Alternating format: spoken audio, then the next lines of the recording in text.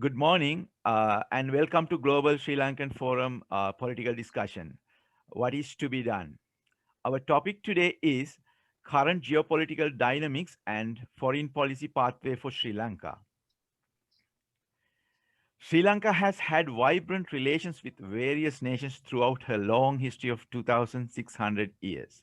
Yet, there hasn't been a time in Sri Lankan political history when the foreign relations became a major topic of discussion. East is rising, and China has already become the largest economy in the world. India is not far behind. Yet, Asia is not a monolithic force emerging from the backwardness of the colonial era. Rather, Asia has her fair share of problems and rivalries. While the rise of China to the world prominence is welcomed by some, it has made some others uneasy. United States, being the current hegemonic power, is attempting to contain China, which is a natural phenomenon. No empire has given away to the new players without a fight, and US is no different. While US is attempting to contain China, China herself is attempting to contain the rise of her Asian rival, India, to a certain extent. Being in the crossroads, Sri Lanka is facing the heat of these geopolitical rivalries at home and abroad. One such manifestation is the disproportionate degree of attention being given in the UNHRC to the relatively minor civil war in Sri Lanka.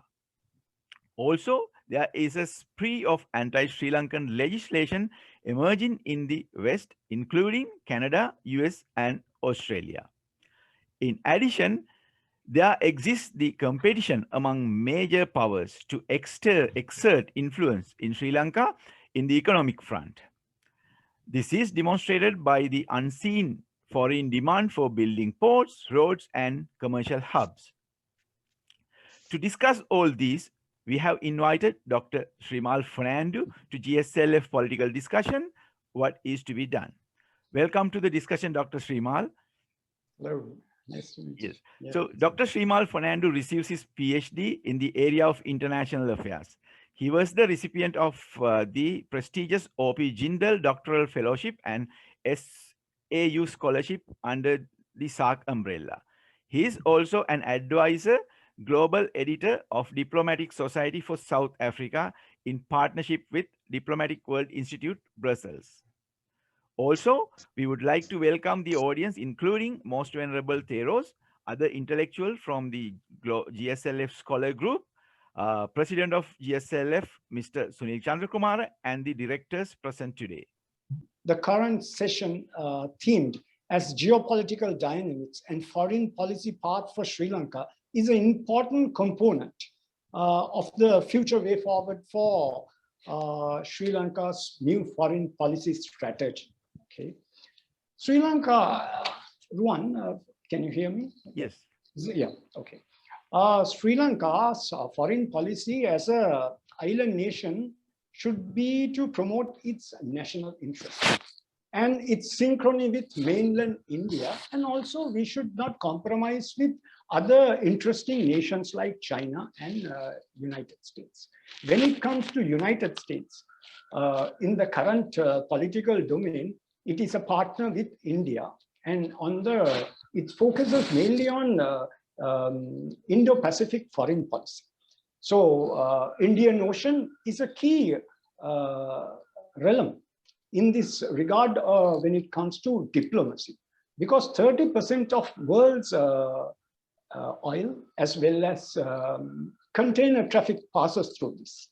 In this regard, that's why China and as well as India and also United States think Sri Lanka as a geopolitical gateway in Asia. It is so these three countries totally depend when it comes to their foreign policy manifestations into Asia and South Asia. Sri Lanka will be a key component and they will be interdependent economically, security-wise, as well as political wise with Sri Lanka, even though it is a small nation. For India, yes, there is a concern of ethno-religious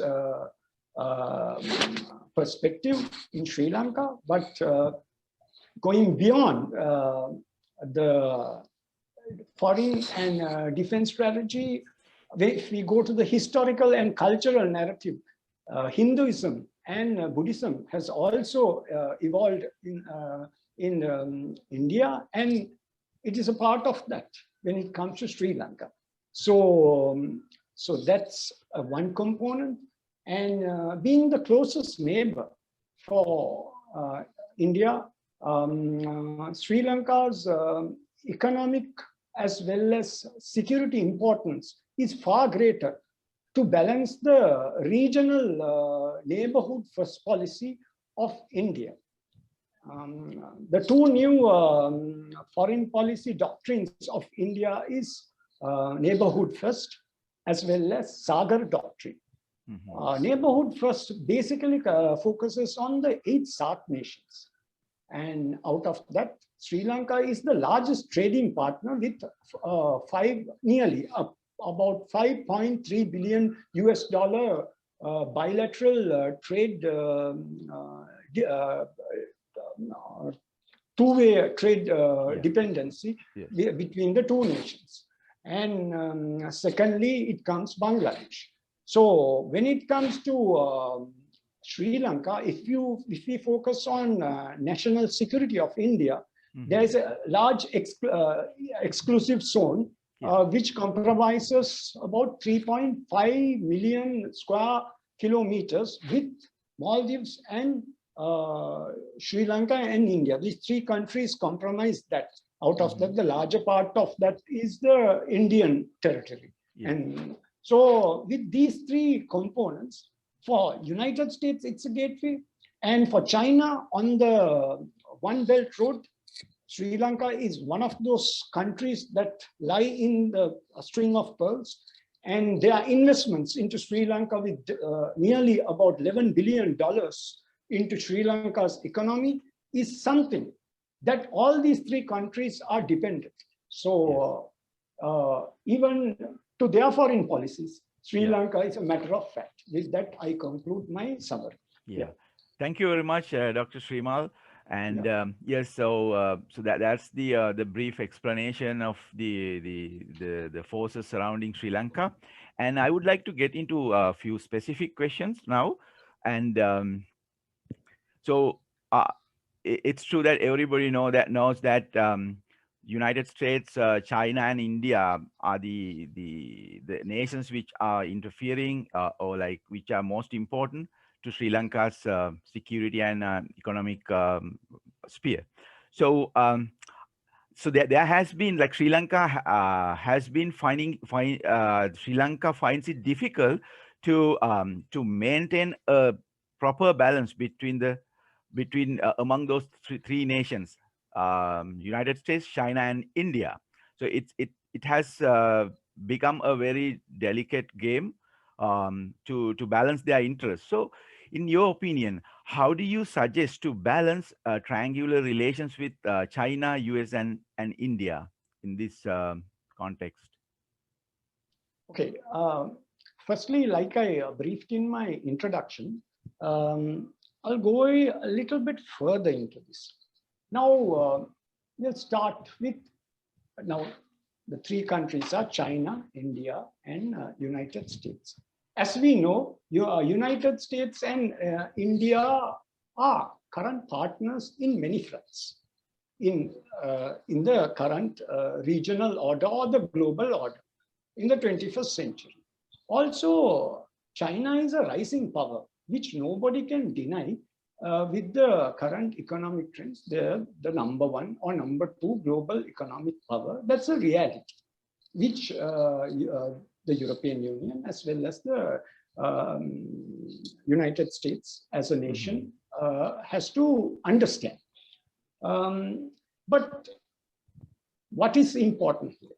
What is Sri Lanka's importance in this geostrategic political interest of all these 3 nations? With that, they depend on their foreign policies and national security policies. Sri Lanka is geographically situated between east and west, and it is near a major shipping line. Nobody can alter that, right? Yes. Neither any of these three countries. That's why these three countries are really interested on this nation. So when somebody has interest on something, they also depend. It's like a business, right? Yes.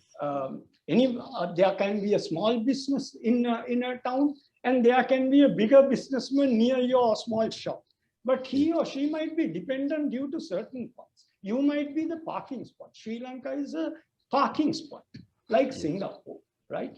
So, as I told before, 30% of oil and trade in the world goes through this route, from Suez Canal to Singapore across Northeast Asia. Yes. So this is a dependent line for China, and that is the energy supply line the world lives, right? Yes. Right.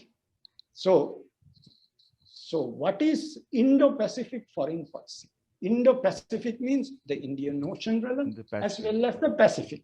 So America is located basically in the Pacific, so they have their interest in the Indian Ocean. So to have in Indian Ocean influence in this domain, they have to depend on India, which is the second populous country in the world with a 1.3 billion population. Yes. But they also have to realize, China being the world's largest economy with 1.3 billion, they control monetary power as well as the population, as well as India is important. There is no doubt about it. And also when it comes to the SAARC region, there are 8 countries. Apart from India, there are 7 major countries. Out of that, Pakistan and Bangladesh are 2 populous countries which can balance this region, right? And the entry point to all this, going down south or beyond India, is the little 2 choke points are there. That is Sri Lanka and Maldives. It can block anything, any shipping line, any energy line that goes from West Asia to East Asia. So there's a security concern. India, to your question I'm giving, now I gave you a geographic point. I gave the importance of global economy, which runs Australasia as well as East Asia and even South Asia with Pacific, why it's important, and why this little country, Sri Lanka, even Maldives, being like a parking spot. Why is it important? Yes, any country can just wipe out Sri Lanka or do anything, but can you wipe out a parking spot? Then where's the stopover points for ships, energy and all that depends to the Pacific as well as West Asia. So Sri Lanka has an interdependence policy when it comes to foreign policy of India, United States, and as well as China. There's nothing to change that. Sri Lanka has an upper hand when it comes to the foreign policy making of these countries. So Sri Lankan policymakers must take advantage of this thing and be more policy oriented and strategize our future, like Singapore. Yeah. To Sri Lanka, only about 4,000 ships come annually, but to Singapore, 250,000 ships come. But Sri Lanka is more closer to the shipping. So this is the key. This is the key. We don't have to be security-wise strong. We can be maritime-wise strong and be a dependent country in the world for economy. So that gives security guarantees to Sri Lanka. And that balances the foreign policy and certain kind of neutrality with these 3. Yeah. So, Doctor, thanks. Yeah. So, thanks for that extensive explanation. So, to be specific, so it's no secret that United States and China are in a power struggle for world dominance, I believe, and at the same time, India and China has their fair share of problems, especially along the border, right? So what we have seen is that even though India is our largest trading partner, we are located just 20 kilometers away from India, right? And so and Sri Lanka wants Chinese capital, I mean, capital and investment from China. So whenever usually Sri Lanka works with that requirement in mind, right? So wherever possible, Sri Lanka needs to get funds, like whatever the source it comes from, for a relatively cheaper rate, right? So for the last 15 to 20 years, China has been the source of funding for Sri Lanka's development, right? But what we can see is that India has increasingly become very nervous about this close relationship, right? So what we could see recently, for example, maybe 6 months ago, so in India established its consulates in southern area. I mean, in small towns which are otherwise very uh, less important, like towns of less importance, right? So it is very evident that India is monitoring the China's activity very closely, right? Yet Sri Lanka needs China, right? So China has been a friend just since the independence, I believe, like since 1950s, right? Okay. So on the other hand, US is courting India to get her involved in the grand alliance against China, right? So in this context, uh, what can we do, like in addition to what we are already doing in Sri Lanka? Like for example, in my understanding, we can see a foreign policy of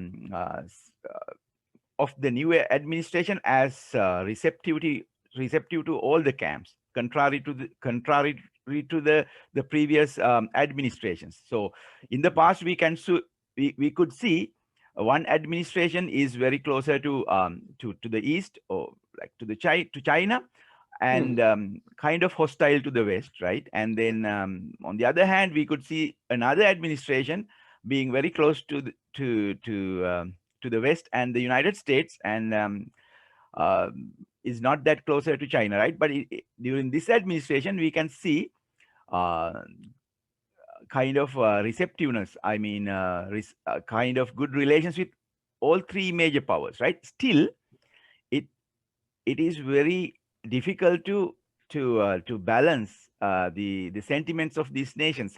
Can you suggest something which we could do, which we haven't been doing so far?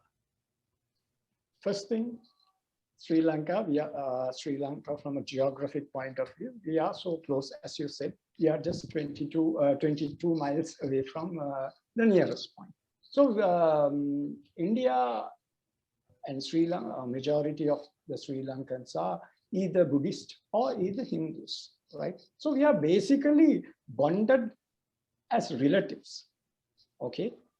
We are relatives. It's not only about talking about South India, all right? Beyond South India, we have East India, West India, even the Mahavansa, which I'll later on explain into another question when you come. So Mahavansa relates Sri Lanka to be related. We have 22% of Sinhalese genetics comes from Bengal, right? So we are definitely relatives. Among our nearest and the closest, most trusted nation, even among relatives, there are certain relatives which won't be favorable, certain will be neutral in that same country. So there are 235 ethnicities and 29 states in India. And if we go to the North Indian part and the West Indian part, we have about 10-15 states which we have directly relationship. So we haven't mobilized or utilized Sri Lanka foreign policy focus in the last 70 years to concentrate on this. We have been only dealing with one point of one state, or a component just clashing on one point, where we build a negative perspective from the whole nation. So yes, that's one. So when it comes to our foreign policy molding, in the recent past, Sri Lanka has come with something called India First Doctrine from Sri Lanka point. Yeah. And in that India First Doctrine, when the new government came, it gave guarantees to India on security matters and everything. And Sri Lanka as a nation will be transparent with India and cooperating on all activities which it deals with, whether it's China or any other power that comes to Sri Lanka's investments and all. Before certain years, Japan was the biggest investor in Sri Lanka, Yes. right? Yes. I mean, for about 20 years, during Yes. the same regime, which is now favorable sometimes to tilts towards India, their major donor was Japan. But now Japan has distanced in the recent past. But now China has come into the picture. But Sri Lanka also must have a non-alignment foreign policy, not showing major tilting towards Yes. any other nation that threatens India. So Yes. there is a definite, because if we are 22 kilometers away from the mainland nation, they will be threatened, as the naval commander of India said in a very recent interview yesterday. But what I would say, Sri Lanka has been, India has been quite helpful during even the vaccination program or building post-reconstruction methods, and even helping the Sri Lankan forces during the final stages of the war. It was Indian vital intelligence that created advantage for Sri Lanka, even in the diplomatic pressure when it came to came from West. Even in the United Nations, UNHCR, they were neutral. So, I mean, yes, we feel that certain communities in Sri Lanka feel, but I still feel India would guarantee both parties equal matter. We, as a nation, coming from a strong government, from the new government, has to somehow deal with other states of India, explain the reality, and to bring neutral. I mean, Sri Lanka won in a different way during the UNHCR sessions. India abstained. Yes. So India abstained. So Modi government has been really favorable. But I still feel even in the face of the election, right? Yeah. So definitely, United States and India are working as partners on the Indo-Pacific domain. We should not get too much involved and create negativity or uncertainties for other countries to buckle our stability. Yes. So, Doctor, economics. Yes. So, I think, Doctor, so I think you came to a good point here. So, you mentioned that. I think I also remember. I think most of us must remember that at the beginning of this administration and even earlier, I think, right? So Sri Lanka has been saying that India is our relative, right? And in the past few years, it was guaranteed that Sri Lanka's relations with any other nation would not be allowed to use against a third power, or that means India, right? So we have verbally given that guarantee, and from Sri Lanka's part, there is no intention to harm India's security. So that is something very clear from all the political parties come to power.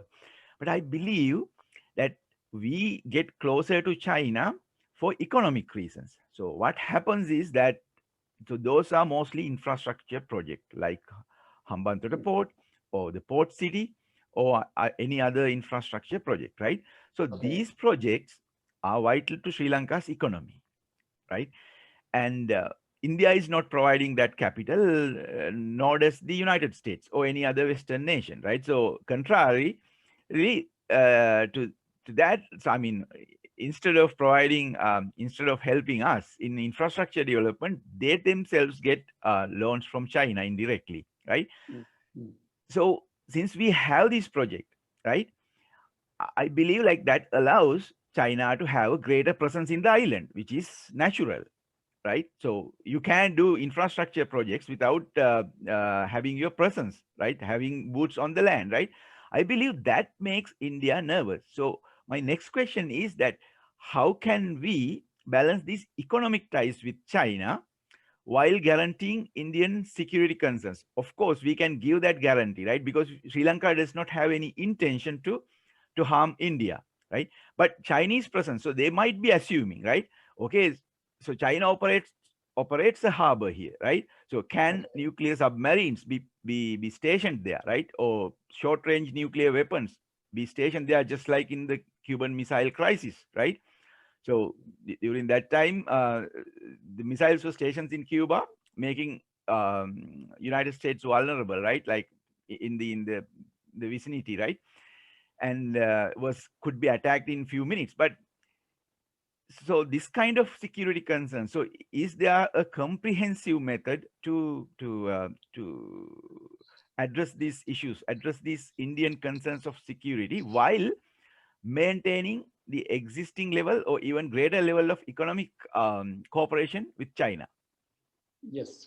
Now, you made a relevant point even about America and Cuba. So history has shown during Cold War, anything, the world goes through these phases, and even the new upcoming or rising nations will have the same concern. They might be not wanting to do anything, any harm to Sri Lanka, but there's a doubt. So why that doubt is coming from China? Now, In what India, are from India. from India Yeah. about China Yeah. in China's presence in Sri Lanka? So when it comes to China, where do they invest? Gateways like ports, airports. These Yeah. are nerve centers on a very small nation, and also debt trap. So when somebody is on debt, even if his heart is good, right? He doesn't want to harm the other, but he's controlled by some huge loan. So with that loan, he has strings and ties to certain countries. That's for sure. Genuinely, the political mind, there is no, Sri Lanka is no match for India, or most of the South Asian countries are also no match for India compared to their, they know that. And they know that this is economic investments. But when it comes to economic investments, as I told, these are choke points. And now, for example, Hambantota, half of the shares were sold to the Chinese party, right? More than I'm not half. trying to, yeah, I'm not trying to be pro-Chinese or pro-Indian or Yeah. anti-Indian or pro-anti-China in this Yeah. point. So Sri Lanka being a sovereign nation, we have to get rid of our debts and be a sovereign nation so that we dictate terms when it comes to our harbors, our ports. So automatically, if we are relieved from these economic burdens, definitely we can adopt a non-alignment foreign policy that guarantees certain securities which are unspoken or not seen. Directly, it's very transparent. Oh, that country is not in debt to any nation. So they can now dictate their terms. But if they are in debt, we have to pay loans. If we are getting money from here and there, oh, they will have certain diplomatic endeavors that they will be in favor of that. Isn't it a very practical term? So to do that, our government or next, whatever the government rules the country has to put their economic strategy straightforward to make our country free of loans, and that we are not tied to anybody, and we adopt a non-alignment foreign policy with our own ways, like Singapore. Now, Singapore is also near China. They put their foreign policy in a particular direction from the beginning. We as a nation, one day we are Western oriented, one day we are Eastern oriented, one day we are in a different. So that also makes a problem. So how to do that? That the policymakers and the politicians have to give thought and come into one direction. Yes. So I think save the nation. yes, Doctor. So I think it's a good point. I think I admit that there has been variations in the fluctuations in the foreign policy. The orientation has ever been changing, right? Like from far west leaning policy in 80s to vice versa. So what you are suggesting basically is to have economic independence or to seek alternative source of funding for the funds coming from those major powers, especially from China, right? So what you are suggesting is that for example, for Hambantota, like so China has around 70% of the ownership in Hambantota port, and similar stake in Colombo Port City and some other terminals, right? So Yeah, I'll just add to that. Now, Mhm. see, now what we do is we try to balance by giving another port to another person, another country, or another. That is not the strategy. It is to take our. This is our nation. We have our. These are our resources, our people. It's not about China or India. So that if we make our country free from all this, see even in the Indian newspapers, I have seen, or even in the global news, always it's about Sri Lanka debt and 11 billion debt with this person, that country, this country. So it automatically these doubts are created. If we are an independent nation without these problems, why should anybody point at us? Yeah. Yeah. So I Yeah. think, Doctor, Mm. yeah, so that's true. So Mm. I have seen Indian media screaming about Sri Lanka debt trap. But as far as I understand that the debt, I mean, it's only about the debt to China is around like 11 or 12% out of the entire debt portfolio. But I believe that the issue is created when the assets are leased, I believe. So rather than Yeah. borrowing. So when leased, right? So the ownership goes in a de facto ownership goes to the country which has leased it from us, right? So Yes. what you are suggesting, in my understanding, is to find alternate financing method. And yeah, yes, China can construct, and because it might be offering, it might be the cheapest source of construction and building, right? So obviously we can deploy, but to refrain from leasing it to that nation. So that would be one, or any other nation And for that also matter. the port city also Sri Lanka has to focus and do something about it, so that the ownership, the sovereignty of the land is guaranteed by Sri Lankan government, more authority. So that will give, otherwise these things will start affecting our nation by other nations. Oh, this port and this port city and Hambantota port, always certain things. It's all about our ownership, nation's Mhm. ownership. This is So where the, yeah, that's yeah, yes, yes, yeah, I understand. So I think in terms of ownership of Hambantota port, I think no, not Hambantota, Colombo port city. I think there is a lease again, right, for 99 years, not the entire extent, but part of that, right? So then, do you think that so it was? Do you think that this could be negotiated with India? And going through line by line to prove that so there is nothing harmful and the security is tight, security is maintained, that no hostile activity against India is carried out in the Sri Lankan waters or in Sri Lankan land. how I mean, yeah, I know that, that verbal guarantee is given, but is there any extra steps we can take? yes, definitely one way we can negotiate with India, yes, but we also have to negotiate with China, because China has investors.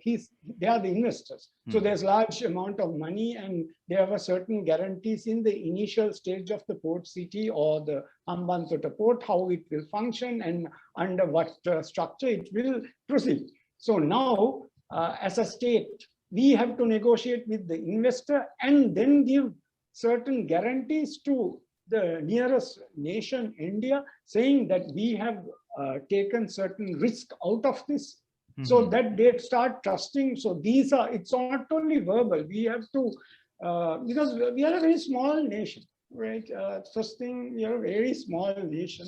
We are in developing stage. We want to come out of all these problems. Hmm. So we have to maneuver around and save our nation and bring stability.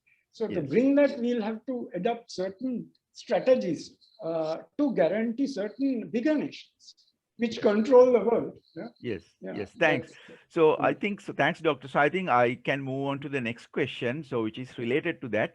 So Yeah. what we have seen in Indian foreign policy is that it has always been centered around the ethnic Tamil community in Sri Lanka.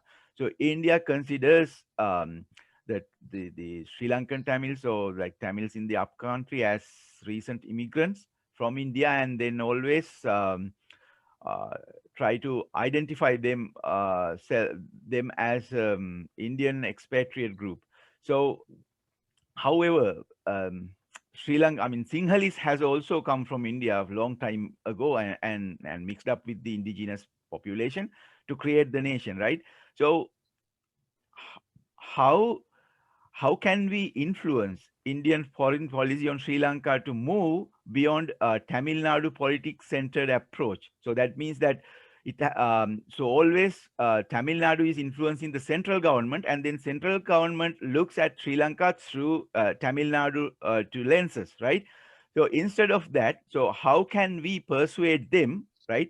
So let's focus on Sri Lanka as a nation, not rather than focusing on certain parts of the island, right? And how can we convince them that approach would be mutually beneficial, and it would be beneficial for India's security and international status? Yes, thanks, Rohan. Now, as I told before, historically, Hinduism and Buddhism originated in India. Okay, and also our Mahavansa, right, narrates a very important thing today. Since we were going to discuss, I just found out from an Indian paper this important point. It clearly says the Mahavansa narrates an interesting episode that makes the origin of the Sinhalese people. These are not my this is from India Express newspaper, right? Yes. I just got this, right? King Vijay, who had traveled from northwest India. Northwest India is Bombay, Gujarat, that part of India. In 543 BC, founded the first Sinhalese town by the name of Tambapani. As a child, I used to know this Tambapani when I used to go to school and read my sociology book or my book, right? Tambapani, right? That's how we know. King Vijay was the son of Singha Bahu, okay? The ruler of Singhapura in Gujarat. Okay, Singha Bahu's mother, in turn, was daughter of King Kalinga in East India.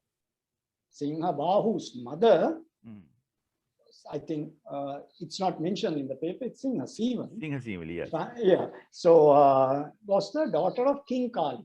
Where did King Kalinga come? Odisha. Odisha, yeah. Which is called Orissa. Yeah. And then we have Bihar. Then we have West Bengal, right? And also King Singha Bahu comes from Gujarat. So this is history, okay? And I mean, nobody can alter that, right? And also, an important fact was mentioned in that paper. It says this is from a person called Gautam Kumar. He has done a genetic test about Sinhalese, and he says he found that 25.41% of the genetic makeup of the Sinhalese population was contributed by the Bengalis. So that is, Bengal means even going beyond West Bengal, Bangladesh is also Bengalis, right? Yes, yes. So, yeah. So going beyond Tamil Nadu, okay. When a state which is 22 miles away is close, there will be migration to the nearest place. It's so close, right? Also, our Dharmapala and all have also gone to North India and established Buddha Gaya, and so because there was acceptance even 70, 80 years back from northern India, when India was not so much a rising power. It was under the British, right? Yes. So it's about people-to-people contact also has played an important point. And also these facts, we as a nation have, we didn't use para-diplomacy. We didn't use certain techniques to go beyond our domain. Like I said, Tamil Nadu, South India, we should have tried out our means. Definitely there are many communities in Sri Lanka. So the majority community is Sinhalese. So the relationship is also there for Sinhalese. Most of the governments that come into power in Sri Lanka comes from the Sinhalese majority. They have the balance of power. So we as a nation should, whilst we try with Tamil Nadu to neutralize our matters as a nation, we should also try our lobbying as well as building our people-to-people relationship with state of Odisha, the state of Chhattisgarh, the state of West Bengal and Gujarat, right? And also with other North Indian states, right? And go beyond the northern Indian part to Nepal and to other states, so that, and to West Bengal side. And that can be a very powerful tool in the coming manifestation of the new diplomacy in the 21st century for Sri Lanka. Why don't we try these things? What does the Indian Sri Lanka High Commission in India is responsible? Only just to have a relationship with the central government and just do what we say? Why do we say India first doctrine?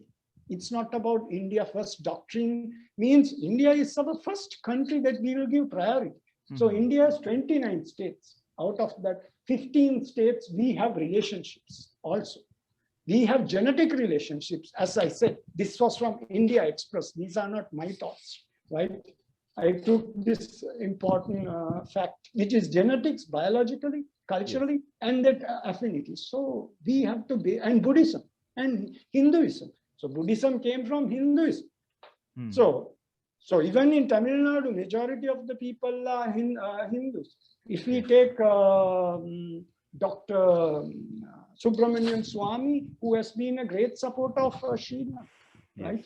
In the past. So he's from Tamil Nadu. There are many South Indians who support Sri Lanka. So we have an advantage. It's not that we are not exploring and we are not touching the exact points. We are only seeing certain things from a different point. Yes, so thanks, Dr. This is what Yes, thanks, Doctor. So I think so. You explained the kind of effort which Sri Lanka should be making to establish relations with different states of India, especially in the north, right? But how about the same effort coming from India? So how do you view the reluctance or inability for the Indian central government to see this issue, see the importance of maintaining good relations with Sri Lanka? Because so what happens is that the moment they start talking about north and east development, or like going to the upcountry to meet upcountry Tamils, right? And then that gives a very negative signal, right? So that seems like that gives the signals to the majority of the Sri Lankans that India is only concerned about this communal, about particular community, right? Which they try to establish a greater connection, right? Rather than looking at Sri Lanka as a whole. So how can we make them understand that this is counterproductive to their own interest? Because this policy is going to make Sri Lankan population hostile towards India. So they that resent India as a nation, right? So that makes Sri Lanka move towards other powers, right? So that is not in India's national interest, right? So how can we explain India so that India should put her national interest before the interest of few politicians in Tamil Nadu? Okay, so I'll just give a quick point starting from the new government of India, starting from 2014. To solve this problem, they adopted a foreign policy called neighborhood first. Neighbor. Okay. Now, India's neighbor means not only Sri Lanka, Pakistan, Bangladesh, Nepal, Bhutan, Maldives. So all these 7 countries, apart from India, have the same problem with India, and as you know, Nepal very recently, about a few years back, same sentiments. They felt threatened. Pakistan and all, even Maldives, right? So to solve that only, they brought the neighborhood first after nearly 70 years of independence. So India's evolution of politics came from British Raj, right? Before independence, India had this divide and rule policy through British Raj. That's why the Indian subcontinent got divided into 3 parts: Bangladesh, Pakistan, and the rest of all this. So all these 7 countries also had a problem. It was not only, it's not about India's problem. It was a problem that was set up by the rulers who came to India before India got independence. Now, within 70 years, if you look, I mean, if I go a little bit further, during the Sri Lanka conflict time period, how India used to respond to Sri Lanka and how diplomatic India is in the current phase through a doctrine. And Sri Lanka also adopted the new doctrine when the 2019 government came, called India First. So our first priority is also India. So yes, doctrines have been brought, any theory can be brought. It takes time to develop with mistakes. Right. So India also had some mistakes. They sent the Indian IPK forces. Never again India is going to send forces to Maldives or to India, to Sri Lanka. Yes, yeah. So you are suggesting is that with their neighborhood first policy, which was initiated a few years back, so India is trying to look at the neighboring countries in a different lens. That is why at the UNHCR, when Sri Lanka was thinking that India would vote against Sri Lanka, they abstained because they have to have concerns about Tamil Nadu, because Tamil Nadu is a very important state for India as well as for Sri Lanka. It is the reality. We have to deal with reality. Right.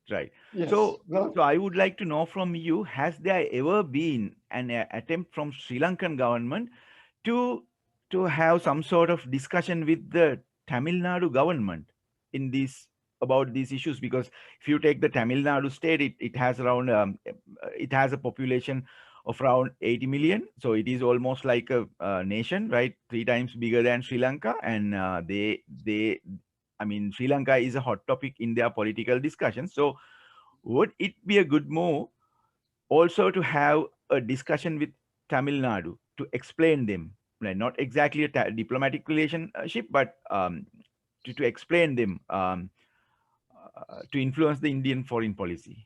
Yeah, now when it comes to Tamil Nadu, Sri Lankan waters are divided by the maritime boundary line. As we know, Indian fishermen encroachment and the conflicts between these waters have been ongoing for a while.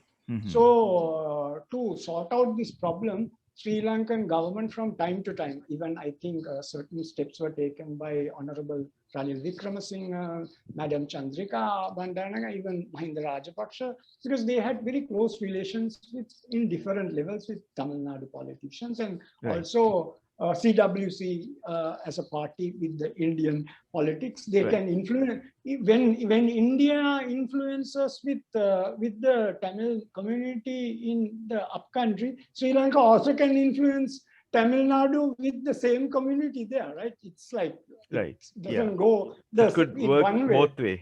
Both ways, right? Yes. So Sri Lanka has been dealing, and now we don't see like before Sri Lanka Navy clashing or Indian Navy clashing with Sri Lankan fishing. So who controls the southern part? It's Tamil Nadu, right? Right. So there has been some structures, and I think we are moving forward a lot, but we still have to be open, and as I told, we are a small nation. We can do it.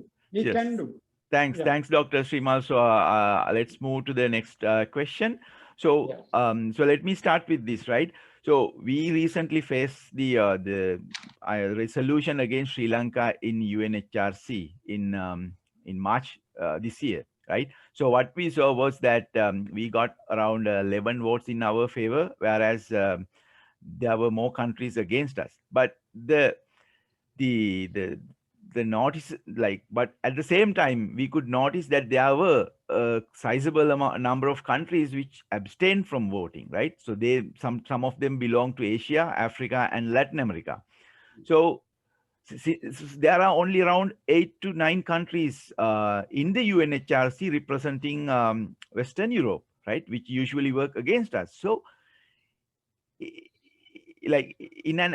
can we make a can we reset our relations with the global south, right, to in a manner that they would be aligned with us in future UNHRC sessions and many other issues? So my question is how to balance Sri Lanka's foreign policy engagements with global south, SAARC, African Union, and Latin American countries, and North blocs, Russia, East EU countries. So that means that non-Western countries.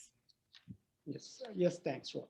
Now, when it comes to Global South, the first settings were done in 1950s with S.W. Bandaranaike, Honorable S.W. Bandaranaike as manifestation and his association with Jawaharlal Nehru, even with China, setting up this name procedure, non-alignment procedure. Our good friends, I mean, we in 1974, Sri Lanka had a non-alignment summit. There are all these, all these nations from especially Africa and as well as Middle East and East Asia, like Indonesia, all they were the initial founders with Sri Lanka who set up this. So Asian diplomacy was set up by these few countries, Pakistan, India, Indonesia, and the African bloc. So why didn't we tap these things? These were all developing nations even at this point. Who are these? Who are the countries who voted against us, and what regions these countries represent? If we take Malawi, I just went through certain countries. Malawi, Senegal, Gabon are members of the UNHCR, okay, from the African region, right? And there are 13 countries in that. And Asia, we have 13. I mean, out of the 47 members, if you take that 13 from Asia and the other 13 from Africa, as well as South America, which you mentioned once, has about 8 countries from there, like Bolivia and Mexico. And all these countries are more of socialist-oriented countries from South, and they had strong relationship with Sri Lanka for not few years, for more than 70 years coming through NAM. So why didn't we use? I mean, even recently Nepal in the UNHCR abstained. We could have easily got that country. It's a communist government, basically a leftist government. Prachanda running Prachanda on Comrade Prachanda alliance with CPI. So we could have easily got Nepal's vote. We could have easily got South Korea's vote. We could have easily got Indonesia's vote. What efforts? We cannot always think we must have done some. It's not about this government. It might be some other reason before when we got ourselves distant from these nations like Libya. Colonel Gaddafi used to visit Sri Lanka during that. And Cuba. We can utilize Cuba to encircle the 8 countries in South America. Argentina will always. We should tap into regional blocs, which I always pursue, called regional integration. Even we can deal with India through SAARC. Why SAARC? SAARC was basically set up in 1985 to counterbalance the Indian power with the other SAARC countries, same as that in ASEAN. Yes. Now Sri Lanka has a free trade agreement with Singapore. Right. So we can tap the 10 ASEAN countries. We can tap the South American countries through Cuba. We can tap the African Union through all these Gabon and all there. It should have been. It is a matter of strategy. So how Israel has become a powerful country. Yes. In the last 70 years, when the whole world is against Israel. Yes. So, Doctor, so in your understanding, so you spoke about like using Cuba as a platform to tap, to connect to the other Latin American countries. So, do you have knowledge about the diplomatic missions in Latin America? So, do we have diplomatic missions in all these countries? I mean, Latin America and Africa. So, I would like to know, so where else we can establish new diplomatic missions? Okay. Now we have a mission. Now, if we go to South America and Latin America, we have it in Brazil and Cuba. Okay, that's all. That's all, right? So Brazil is a BRICS country. BRICS country working with India, Russia, South Africa. So BRICS is a and China, yes. right?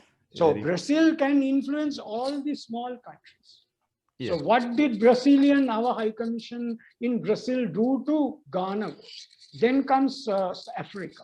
We have in Ethiopia, we have in Kenya, we have in Nigeria, Uganda, and South Africa, which controls southern part of South Africa. What initiatives we have done with that? It is, yes, diplomacy is an important tool, but opening diplomatic missions means it's a burden in a way, because we have to spend a lot to keep embassies. Why not we have few centers and be strategic?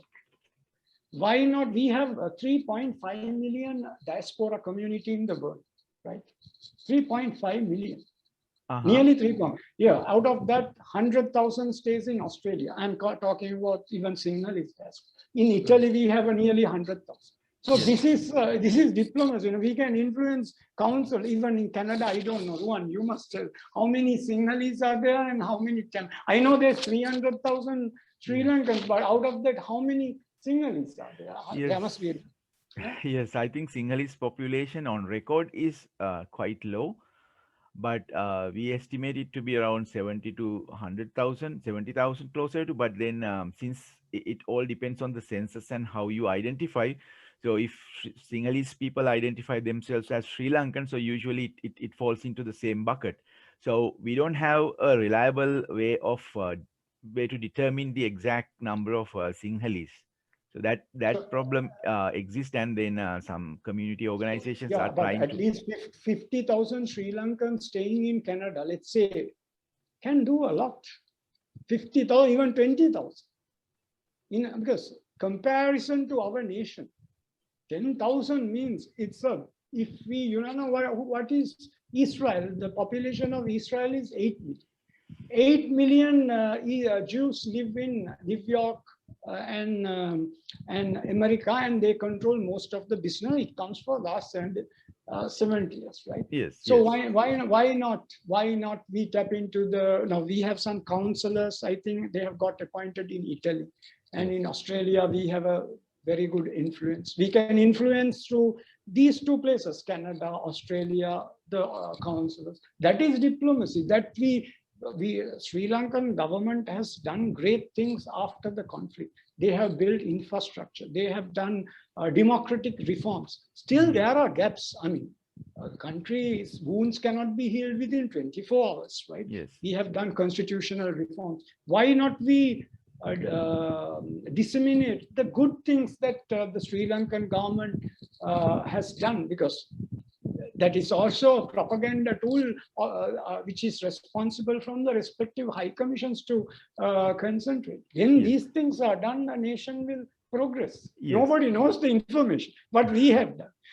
That's also true, right? Yes. No? So Doctor, so thanks. So I think, yes, I mean, we can discuss in detail about how we can use the Sri Lankan diaspora as a diplomatic tool. But prior to that, like, I think can we focus a little more on the diplomatic front in Africa and Latin America? So I think we already discussed about Latin America. So do you suggest having a few more embassies, or I mean the diplomatic missions in some other countries, for example, Argentina or Venezuela, Colombia, Peru? So these are vibrant economies at the moment, and then I know it's far away from Sri Lanka, and very few Sri Lankans must be living in those countries. Still, I think each country has as one vote, right?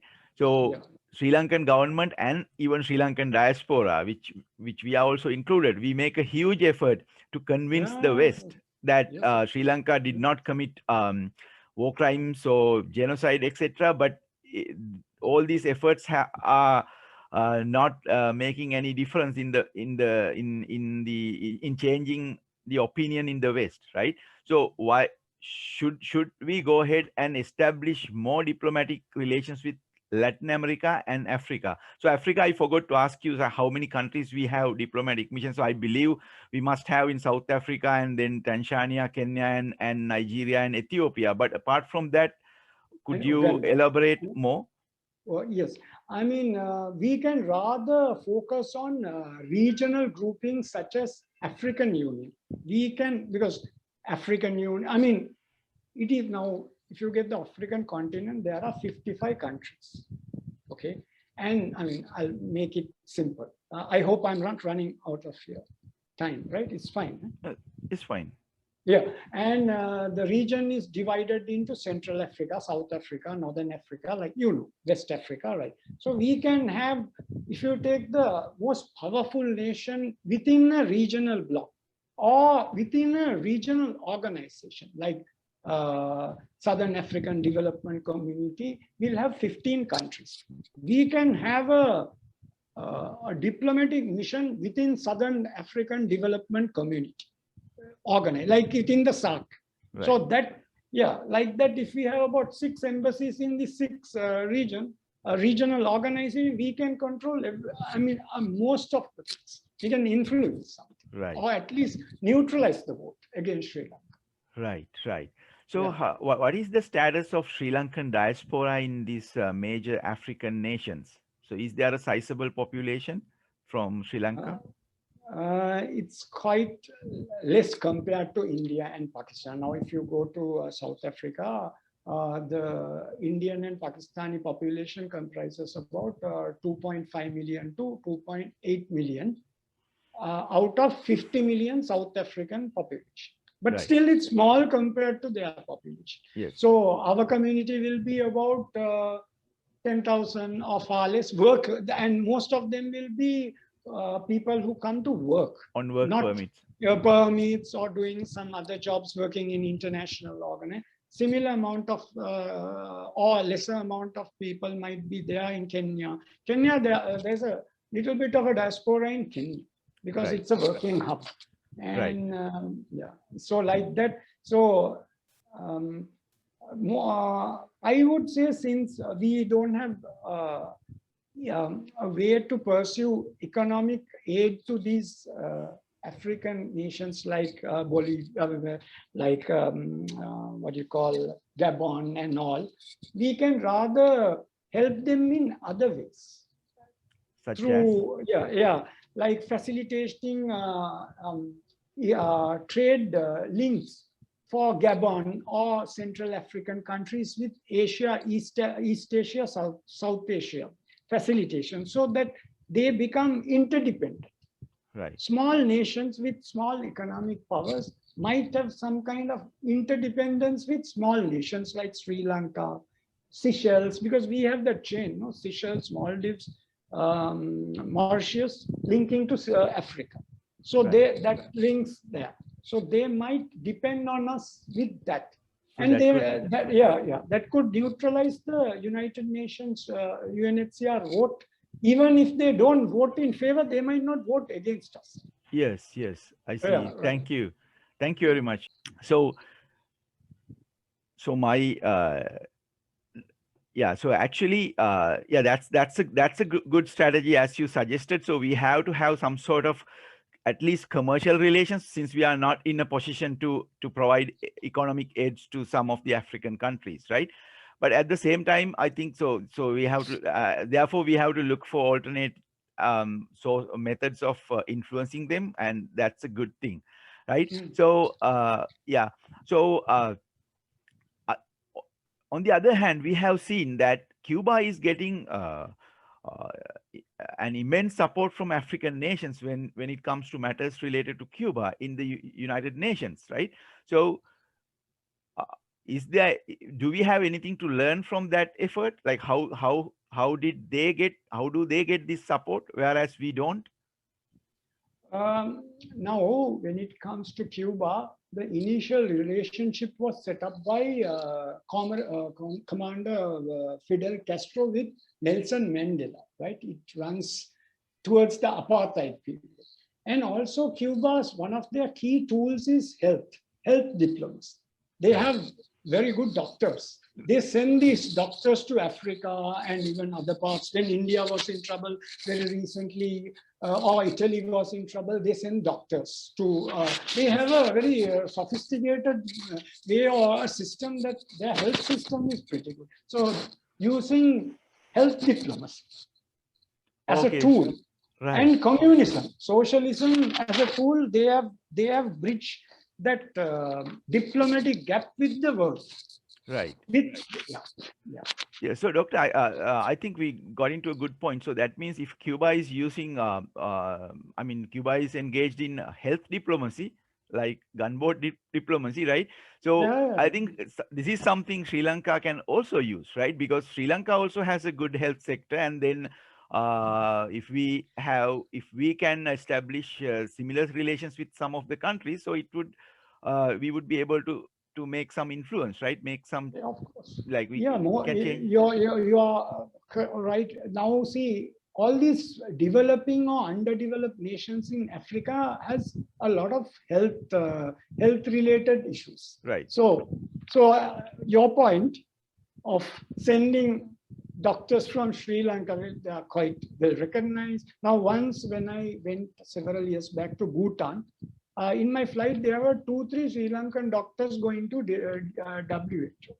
This Yes. is sometime back, right? So I was like surprised. Oh, our doctors are quite recognized even in Bhutan, right? And Right. I mean, they I were see. I see. recruited by the WHO. I was going for some other thing, but Right.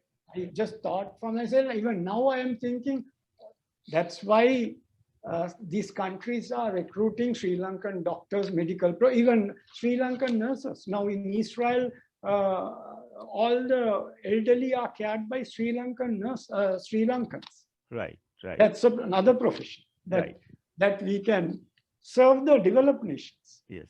So yes. Thanks, Developed Doc. nations. Yeah. I see. So thanks, Doctor. So let's move on to the next question. So I think something which you have also mentioned during our initial communication.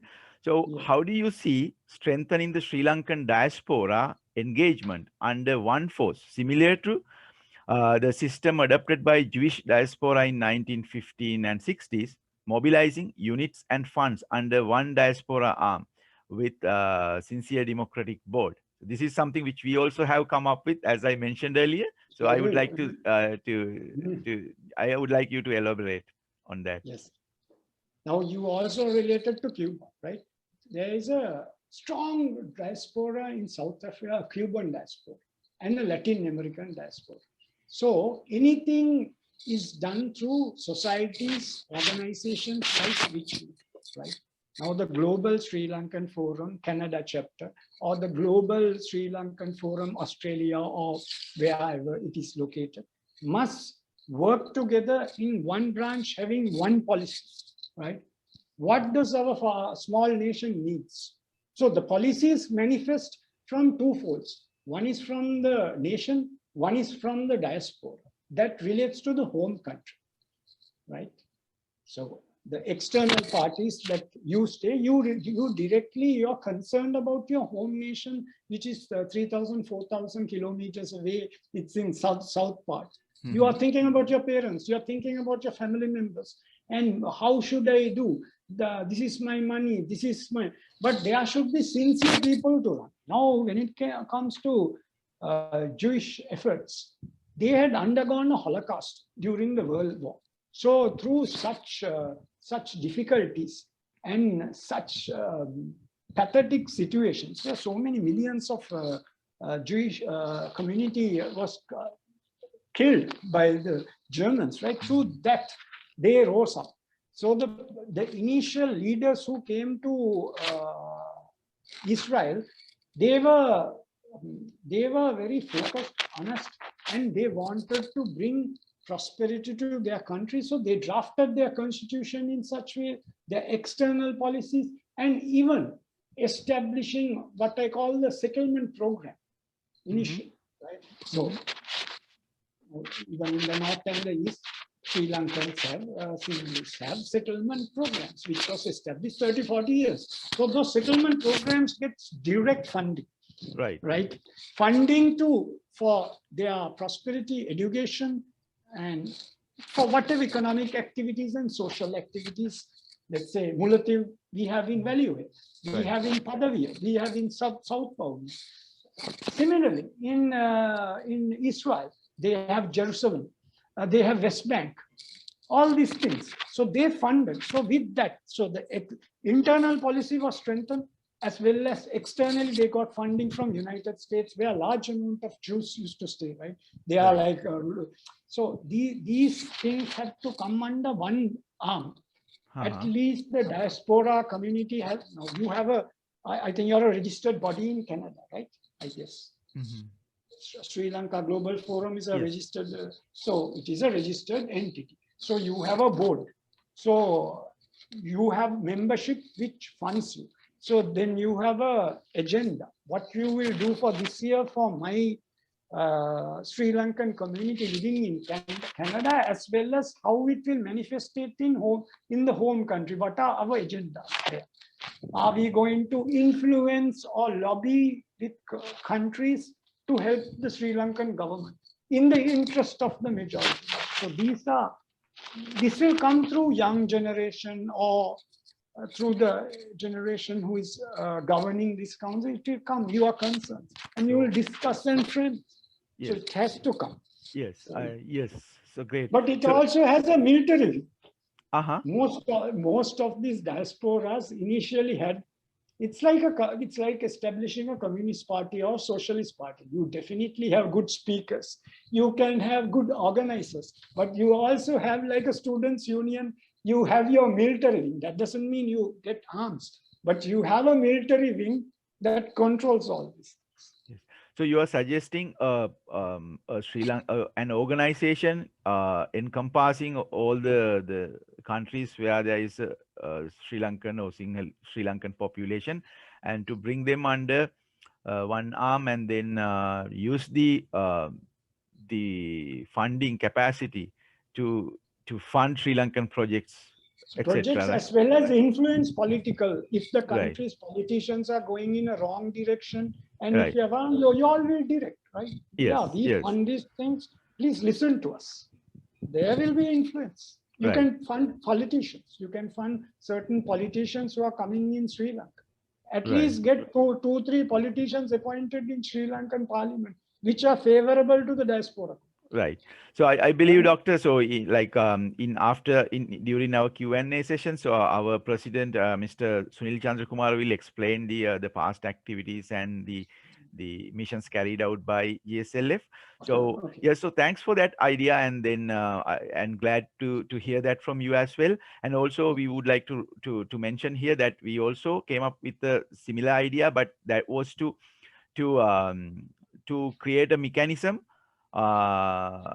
internationally to fund Sri Lankan infrastructure project, like for example, funding Hambantota Harbour or building a port terminal through the funds collected from Sri Lankan diaspora across the globe. So, right, so that would give some independence to Sri Lanka, like instead of relying on foreign funds. Correct. Yes. Sri Lanka needs a foreign exchange, FDIs. Yes.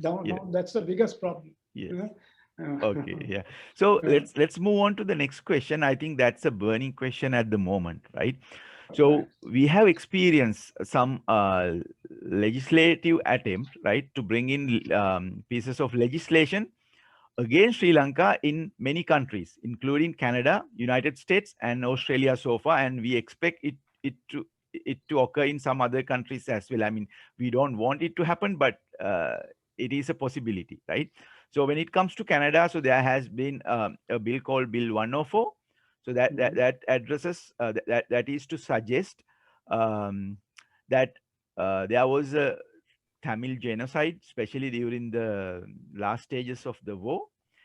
Therefore, the bill advise or like suggest the Board of Education or the teachers to teach this during the week starting from 12th of May each year, right? So because of this, the Sri Lankan diaspora here, especially the Sinhalese population here, are really concerned that their kids will have to learn something which has never occurred and never been proven, right?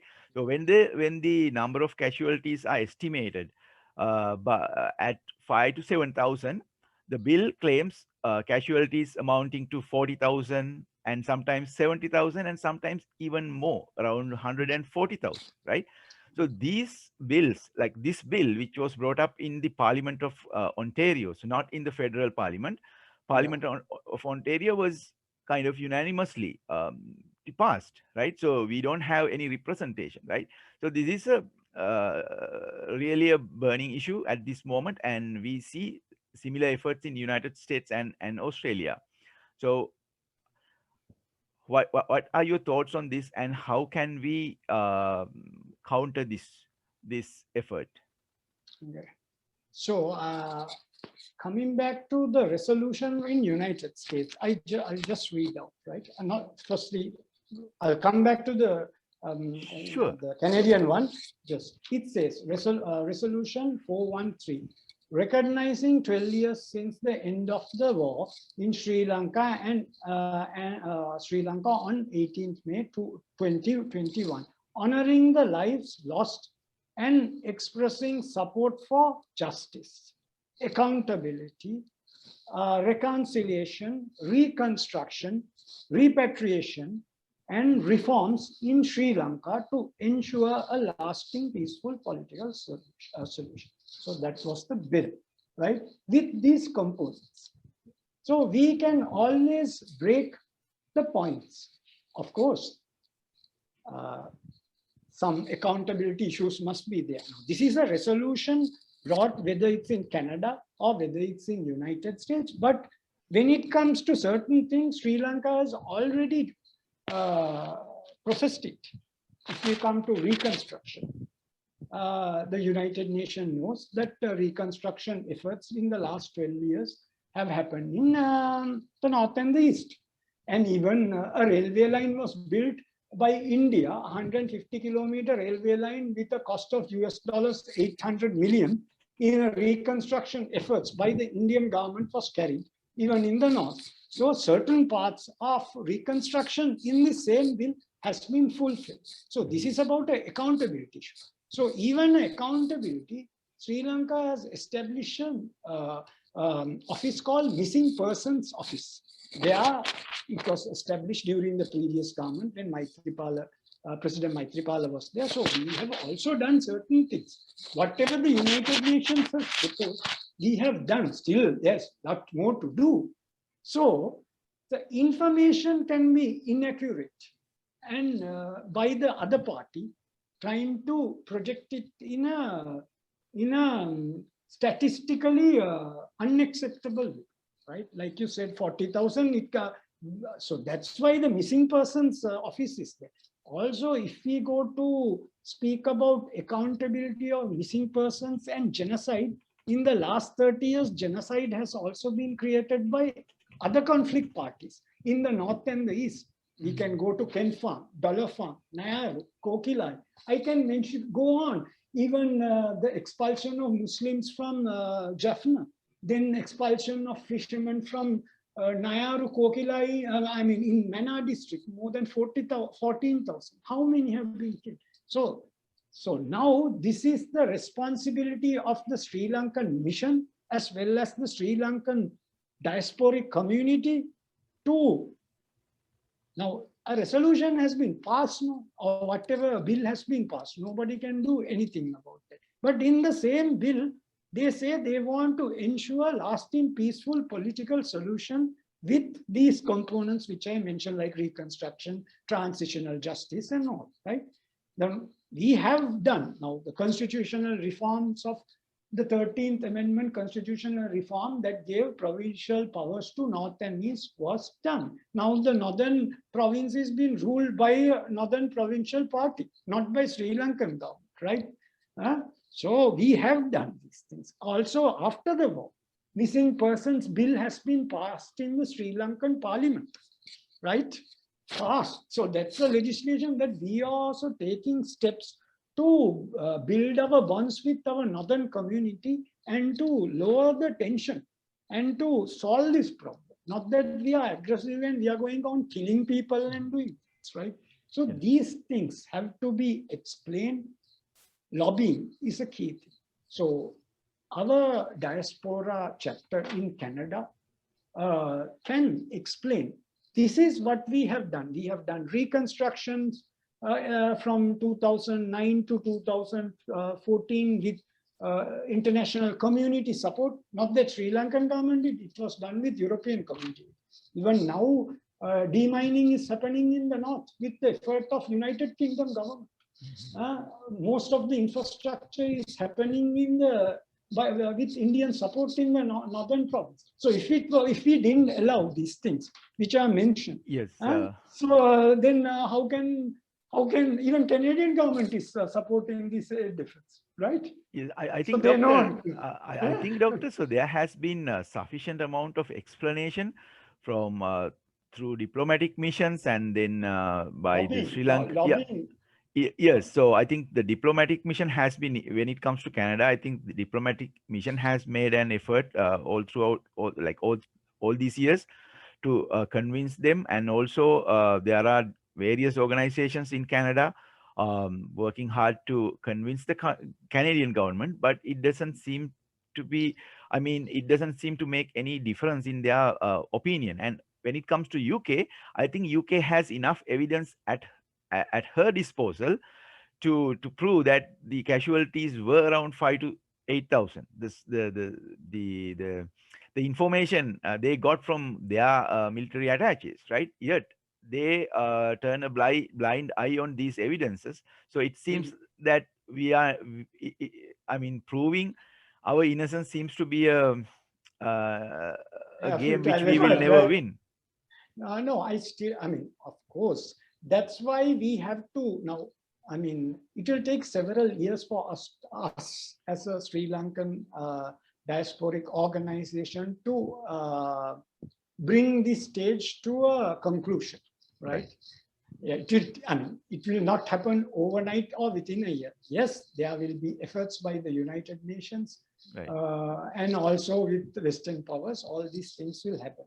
But if you go back to the nation, how it's progressing and developing, what was Sri Lanka in 2009 and what is Sri Lanka today, I think you will see how Northern Province has benefited. In the end, like you all, in the home country with the Tamil people, they are living a peaceful life and they are rebuilding their lives in Northern Province and the Eastern Province. So that is a good sign. Yes, there are bills, there are even in our country, opposition will bring their side of the story, the government will bring their side of. But in the end, it's about reality and how the wounds are healing within 12 years in the north. So that's their parents who are living in this country. They are not now under threat. They are not getting mortar shells into them, whatever the accountability figure, right? At least it has stopped. They are seeing, the new generation of the northern Tamils are seeing a new future along with the Singhals. Now it's about building a prosperous country for us. So we have to, it's a difficult task, but I still feel, my strong feeling is, as you have experienced in Sri Lanka in the last 30 years, how we were 30 years back. We had southern insurgency, we had northern insurgency, we had all these problems, forces coming into our country. But didn't Sri Lanka overcome all these things? Mm-hmm. Right. Right. So I mean, it will be the same story, no matter whatever bill it is. The story. I mean, people can shout. It's politics, right? Right. But the reality is something else. The reality is reality. Yes. So all these countries will have to come into terms in the post-COVID era. What happened to big nations and small nations also? Right. Yes. So thanks, Doctor. I think so. I would like to move on to the question and answer session now, and also Mr. Chandrakumar will explain some details about the Global Sri Lankan Forum's past activities. Right. Yeah. Thanks. Yes, please. Please go ahead and.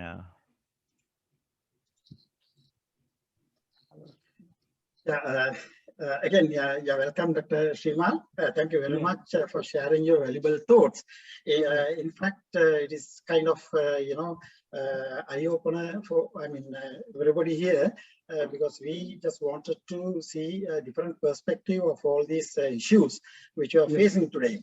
And as Global Sri Lankan Forum, I think you might have briefed by Mr. Ruwan when you are inviting to the discussion about Global Sri Lankan Forum for some extent.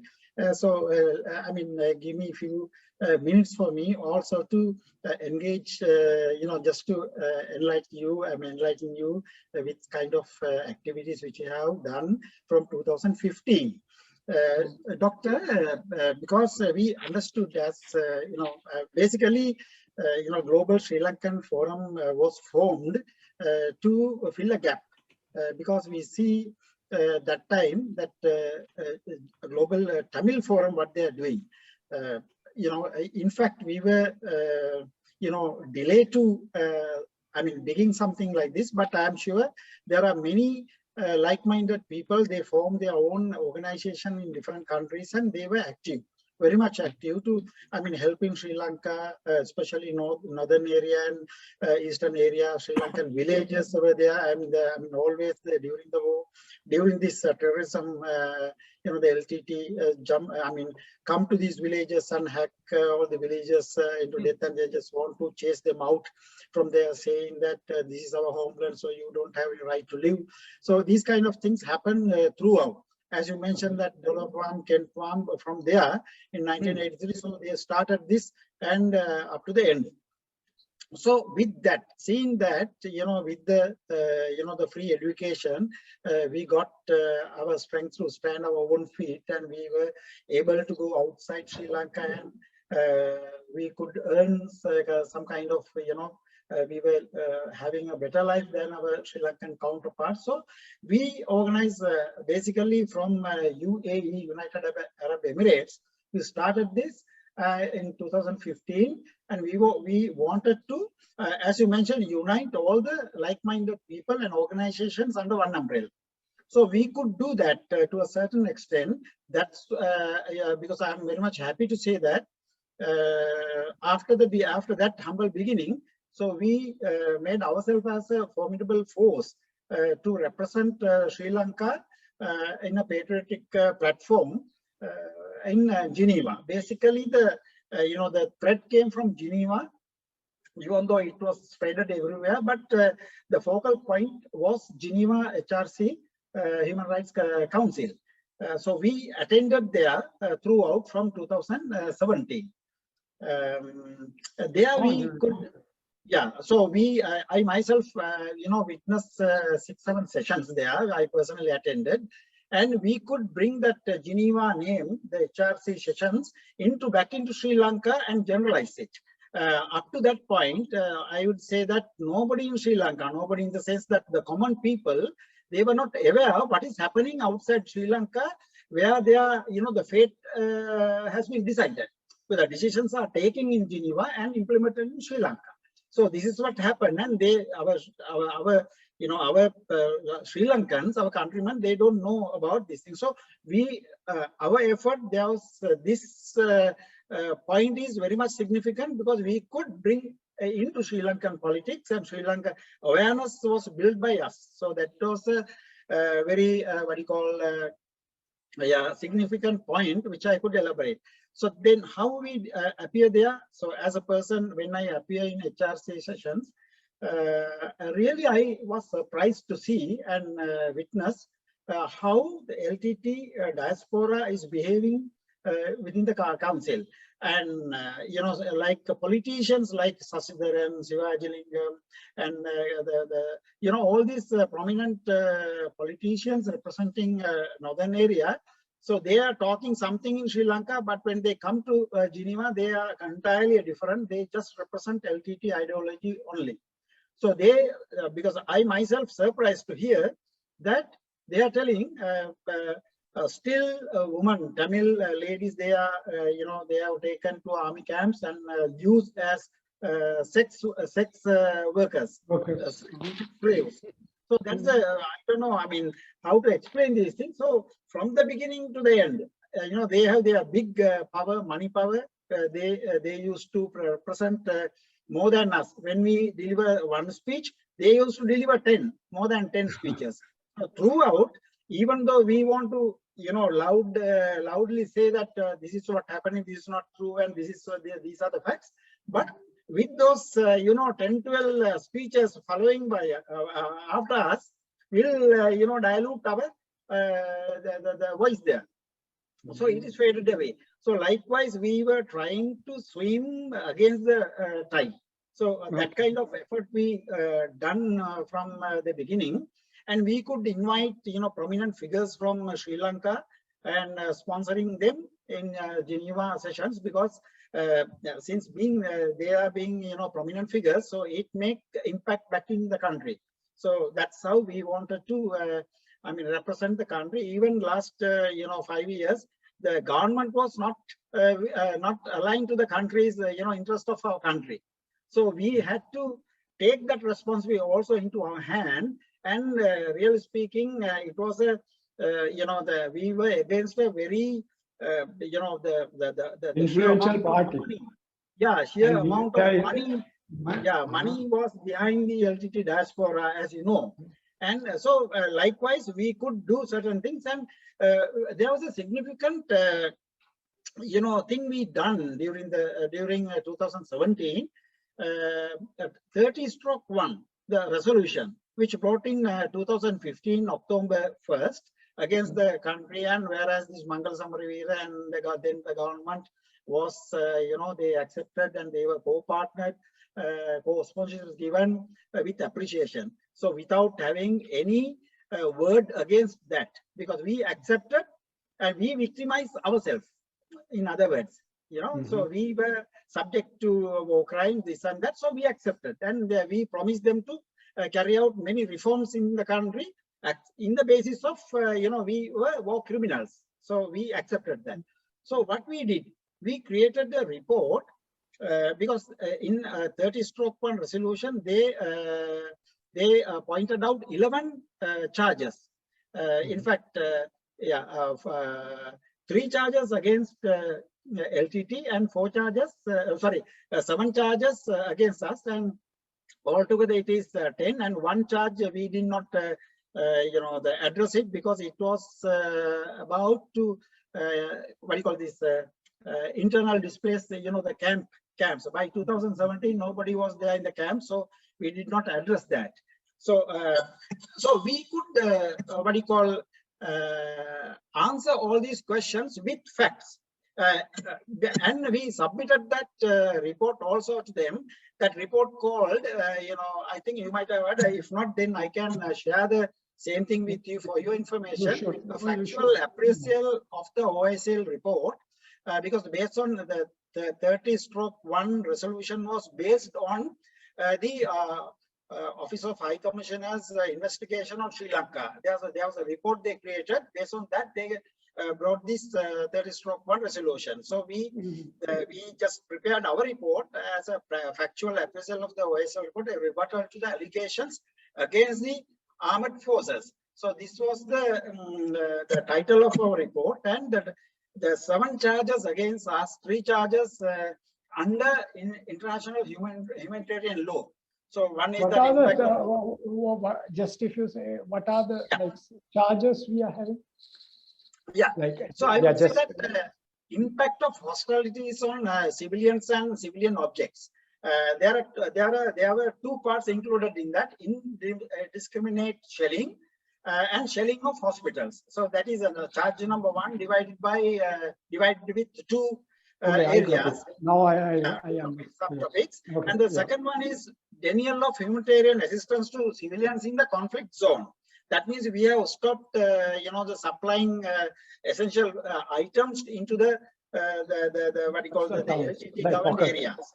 Yeah. So that is a that comes under humanitarian law. That we have breached that. That's what the second point which they have brought up. Then unlawful killings. So they want to. The third point is the unlawful killings. Then human rights law, international human rights law. They put against 4 charges against us. One is violation related to deprivation of liberty, arbitrary arrests and arrests and so on.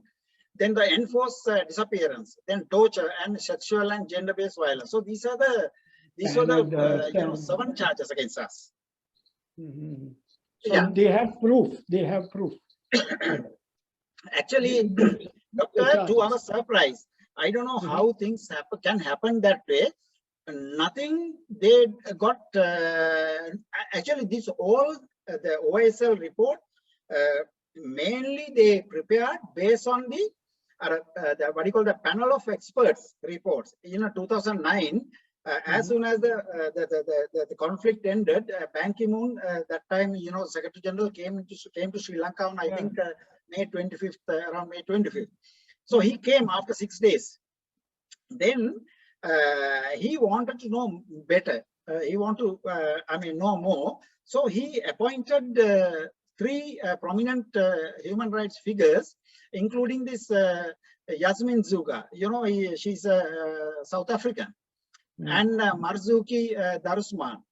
So these another, I think Indonesian Attorney General at that time. Yeah. So these 3 people got together, and since they did not get access to Sri Lanka, what they did, they gather in the evidence through video and the online. So and they prepared the what you call the report. It's called Darusman report based on this kind of evidence, and nobody get a chance to cross question the people who given the what you call their stories, and it is stopped for 20 years. Nobody can ask, they will not expose who are the people given this witness for 20 years. So these kind of restrictions are there. So nobody knows who has given, and generally in a court, we can cross question the witnesses. Yeah, so that opportunity we did not get. These are one-sided, and it's a partial, totally a partial report which they prepared.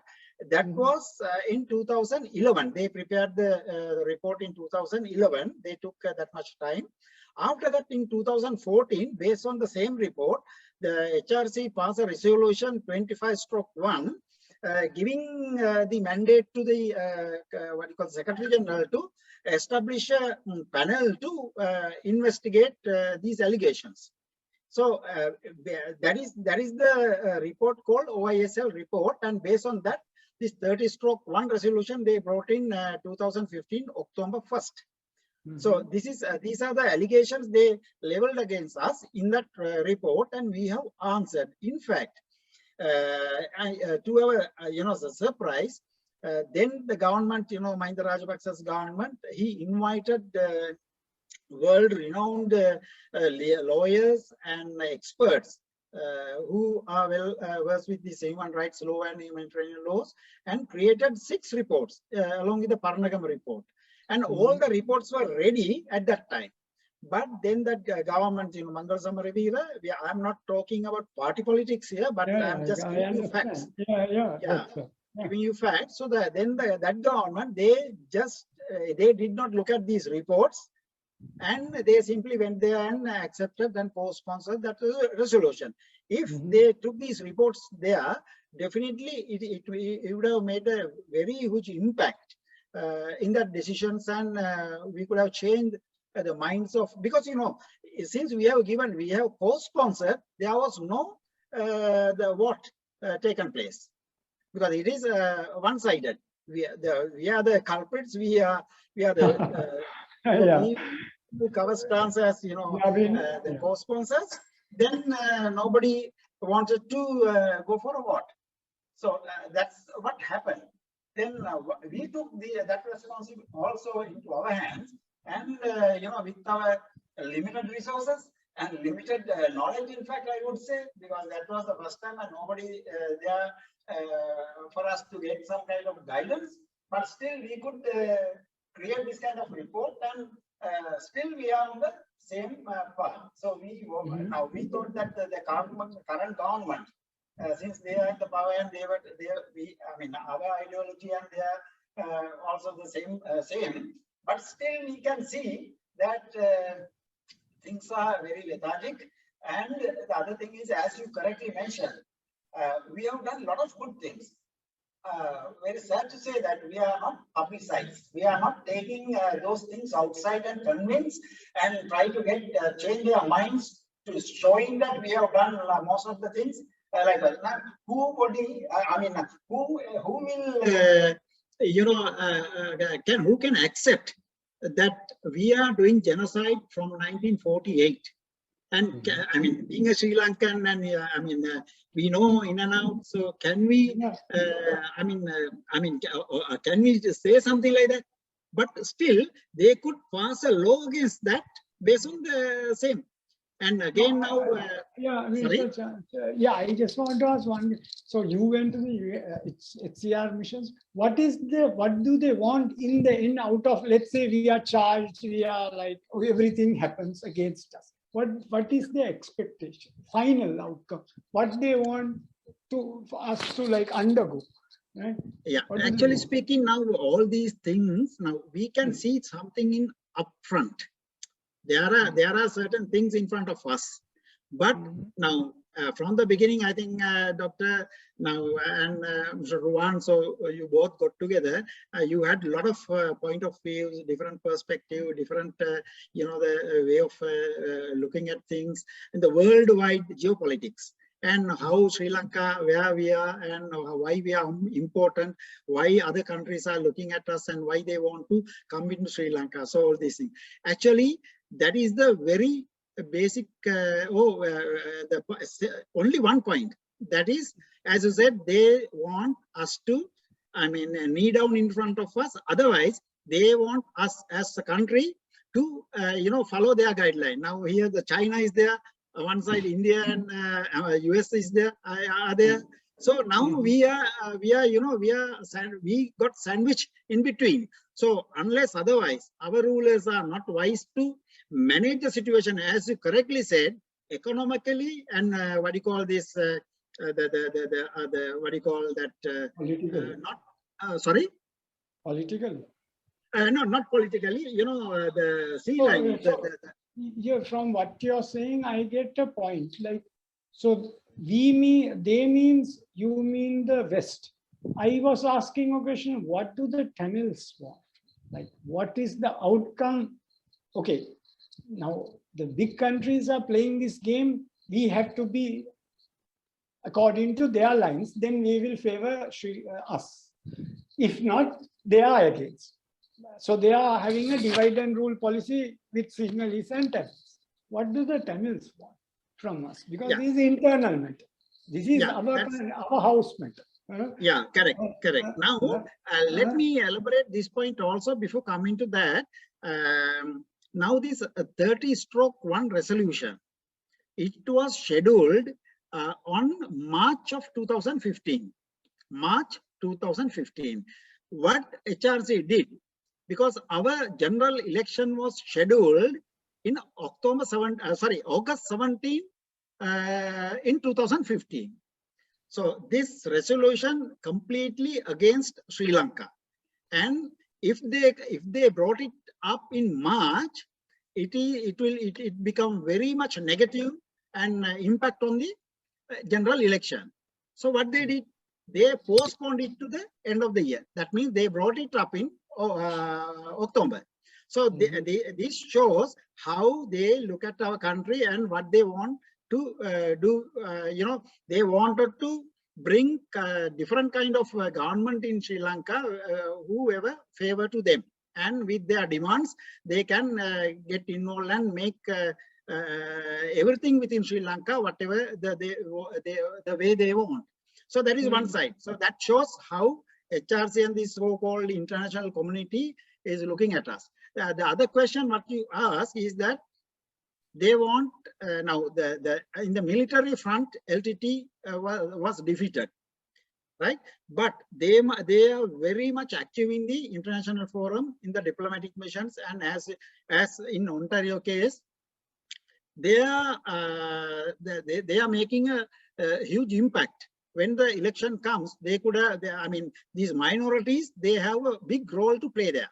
So whoever get the favor of these minorities, especially Tamils, in their constitutions, so then they can go to the parliament. So this is the very even in Sri Lanka it is happening here, and this is what happening everywhere else also. Then in HRC, with the support of this kind of the parliament members, and they could bring their voice.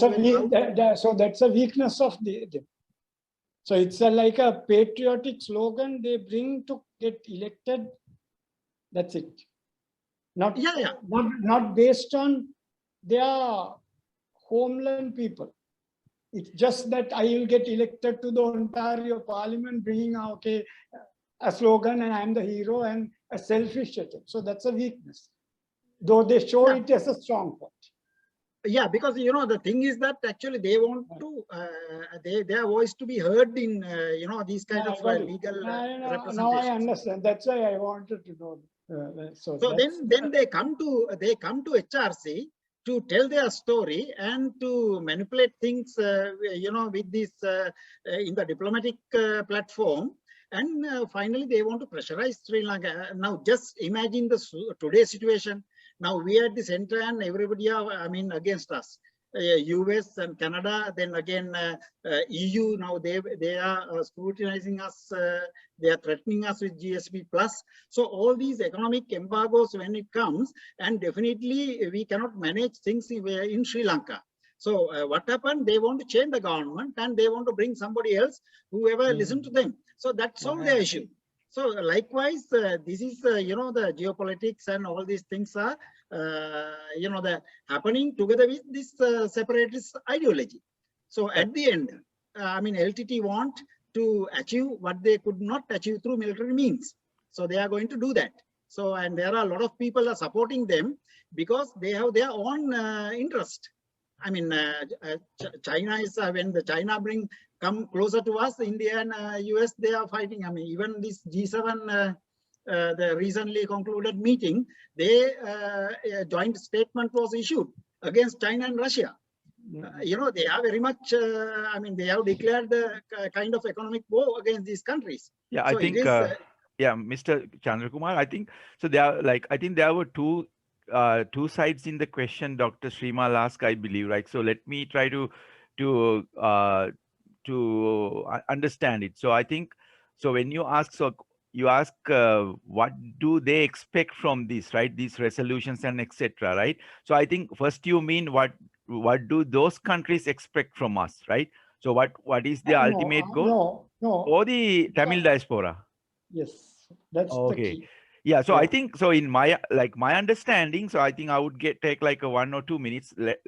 So my understanding, the Tamil diaspora internationally, whether it be in Sri Lanka or based in Tamil Nadu, has the ultimate goal of winning a Tamil homeland, or at least a federal state, in my understanding. And they exactly follow the playbook of the creation of Israel, I believe, right? So be active in the international arena and lobby the powerful nations, right?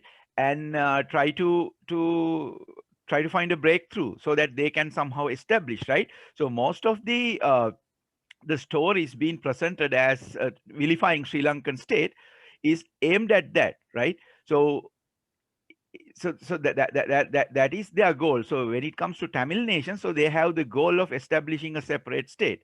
And in the West, I believe it can never happen, because India will not want that. Yes. So India, I think it secures the sovereignty of Sri Lanka. Yeah. Yes, exactly. If they wanted, they wouldn't have had a railway line bridging 150 kilometers. Exactly, Doctor. I think India's resistance has, India's reluctance. They will not allow that. Yes, so they don't allow, because that means that the cessation of Tamil Nadu as well, right? One day, like even if it doesn't happen at the same time. So I think India is trying to drive on this narrow path of not allowing them a separate state, but then giving them federal status, right? So I think, so that's India's some part. Powers, that's all. Some powers, right? But then that is like the international Tamil movements, in my understanding. So they believe in this story of homeland, which we don't, right? And so they act upon that, right? So if you really check the story of Israel, how it was created, I heard that there were as few as 8% in the current day, modern day Israel by the year of 1914, right? So they used. Missed the chance. They missed the chance which they could have done. In 87, 89, till about 2002, they had the chance. You mean the LTTE? Separate homeland. No, I mean homeland. Yes, homeland concept. Yes. So yes, so then they miss that. So then I think they are looking for Something I mean else. great, yes, more powers, etc. Right, which is not acceptable from our point of view. So I think that is the idea of, that is the intention of the Tamil diaspora. But apart from that, the Western nations have their own agenda to use this, just like any other issue in the world, for their geopolitical advantage. So this is exactly how Israel got their state, in my understanding. So I watched like a few documentaries. So in my understanding, during the First World War, United Kingdom wanted to bring in United States into the war. So US was reluctant to come into a war because they had this policy of non-interference, right? And because of that, they the UK government thought that they can influence the Jewish community in United States so that they can influence United States government to get into the war, right? So in order to do that, they promised the Jewish diaspora or the Zionist movement that if you help us bring in United States into the First World War, then we would give you we would allow you to create more settlements in the present day Israel area, which was at the time under the Ottoman Empire, right? And I think Shamal Amaratunga has a question. Just go ahead, Shamal. Yes, please. Oh, actually, we can't hear you. Yeah, yeah. Hello? Yeah, I can hear. Please go ahead. No, I think it's not coming out. No, it's fine. Yeah, I think yeah. If you want, you can type even. I can. Oh yeah, I think Shamal, you can type it. So in the meantime, yeah. So does anybody have questions? And actually, feel free to ask. Yeah. Hi. May I ask a question? Yes, sure. Yes, please. First of all, thank you for Mr. Chandrakumar for having us on board. I think the Global Sri Lankan Forum has done excellent job of countering and doing what indeed the Sri Lankan government should be doing in creating a positive image of our country overseas. But in lieu of that, we've done a stellar job. So it's a pleasure and privilege to be on board. Dr. Srimal, what I want to ask you is, now we are trying to create a Sri Lankan alliance, a coalition at large, like what the Global Sri Lankan Forum has successfully done, to build on those trends and to create something like the GTF or the TGTE. And they have been very effective in strategizing and approaching the right people in the West in order to come up with these resolutions, like the UN resolution 30/1, like the Ontario one, the 104, now in the US, the 413, which we are refuting. I was based in Los Angeles, and we are trying to get the American Sri Lankan expat groups together in order to counter that by effectively targeting the relevant Congress people within their jurisdictions and to come out and create a positive voice. But like these isolated strategies at large is not effective enough. So how have the GTF and the TGT prevailed or created such an effective voice? And how do we counter that? How do we step up to the plate and create an equally or more powerful voice in setting the record straight about our country? Okay. Now, sometimes certain politicians, even in Canada, they might not come even if you invite as a global forum. But sometimes if you have funds, if you invite certain councillors and all individually to your parties or to your house, this is a strategy, communication strategy to implement.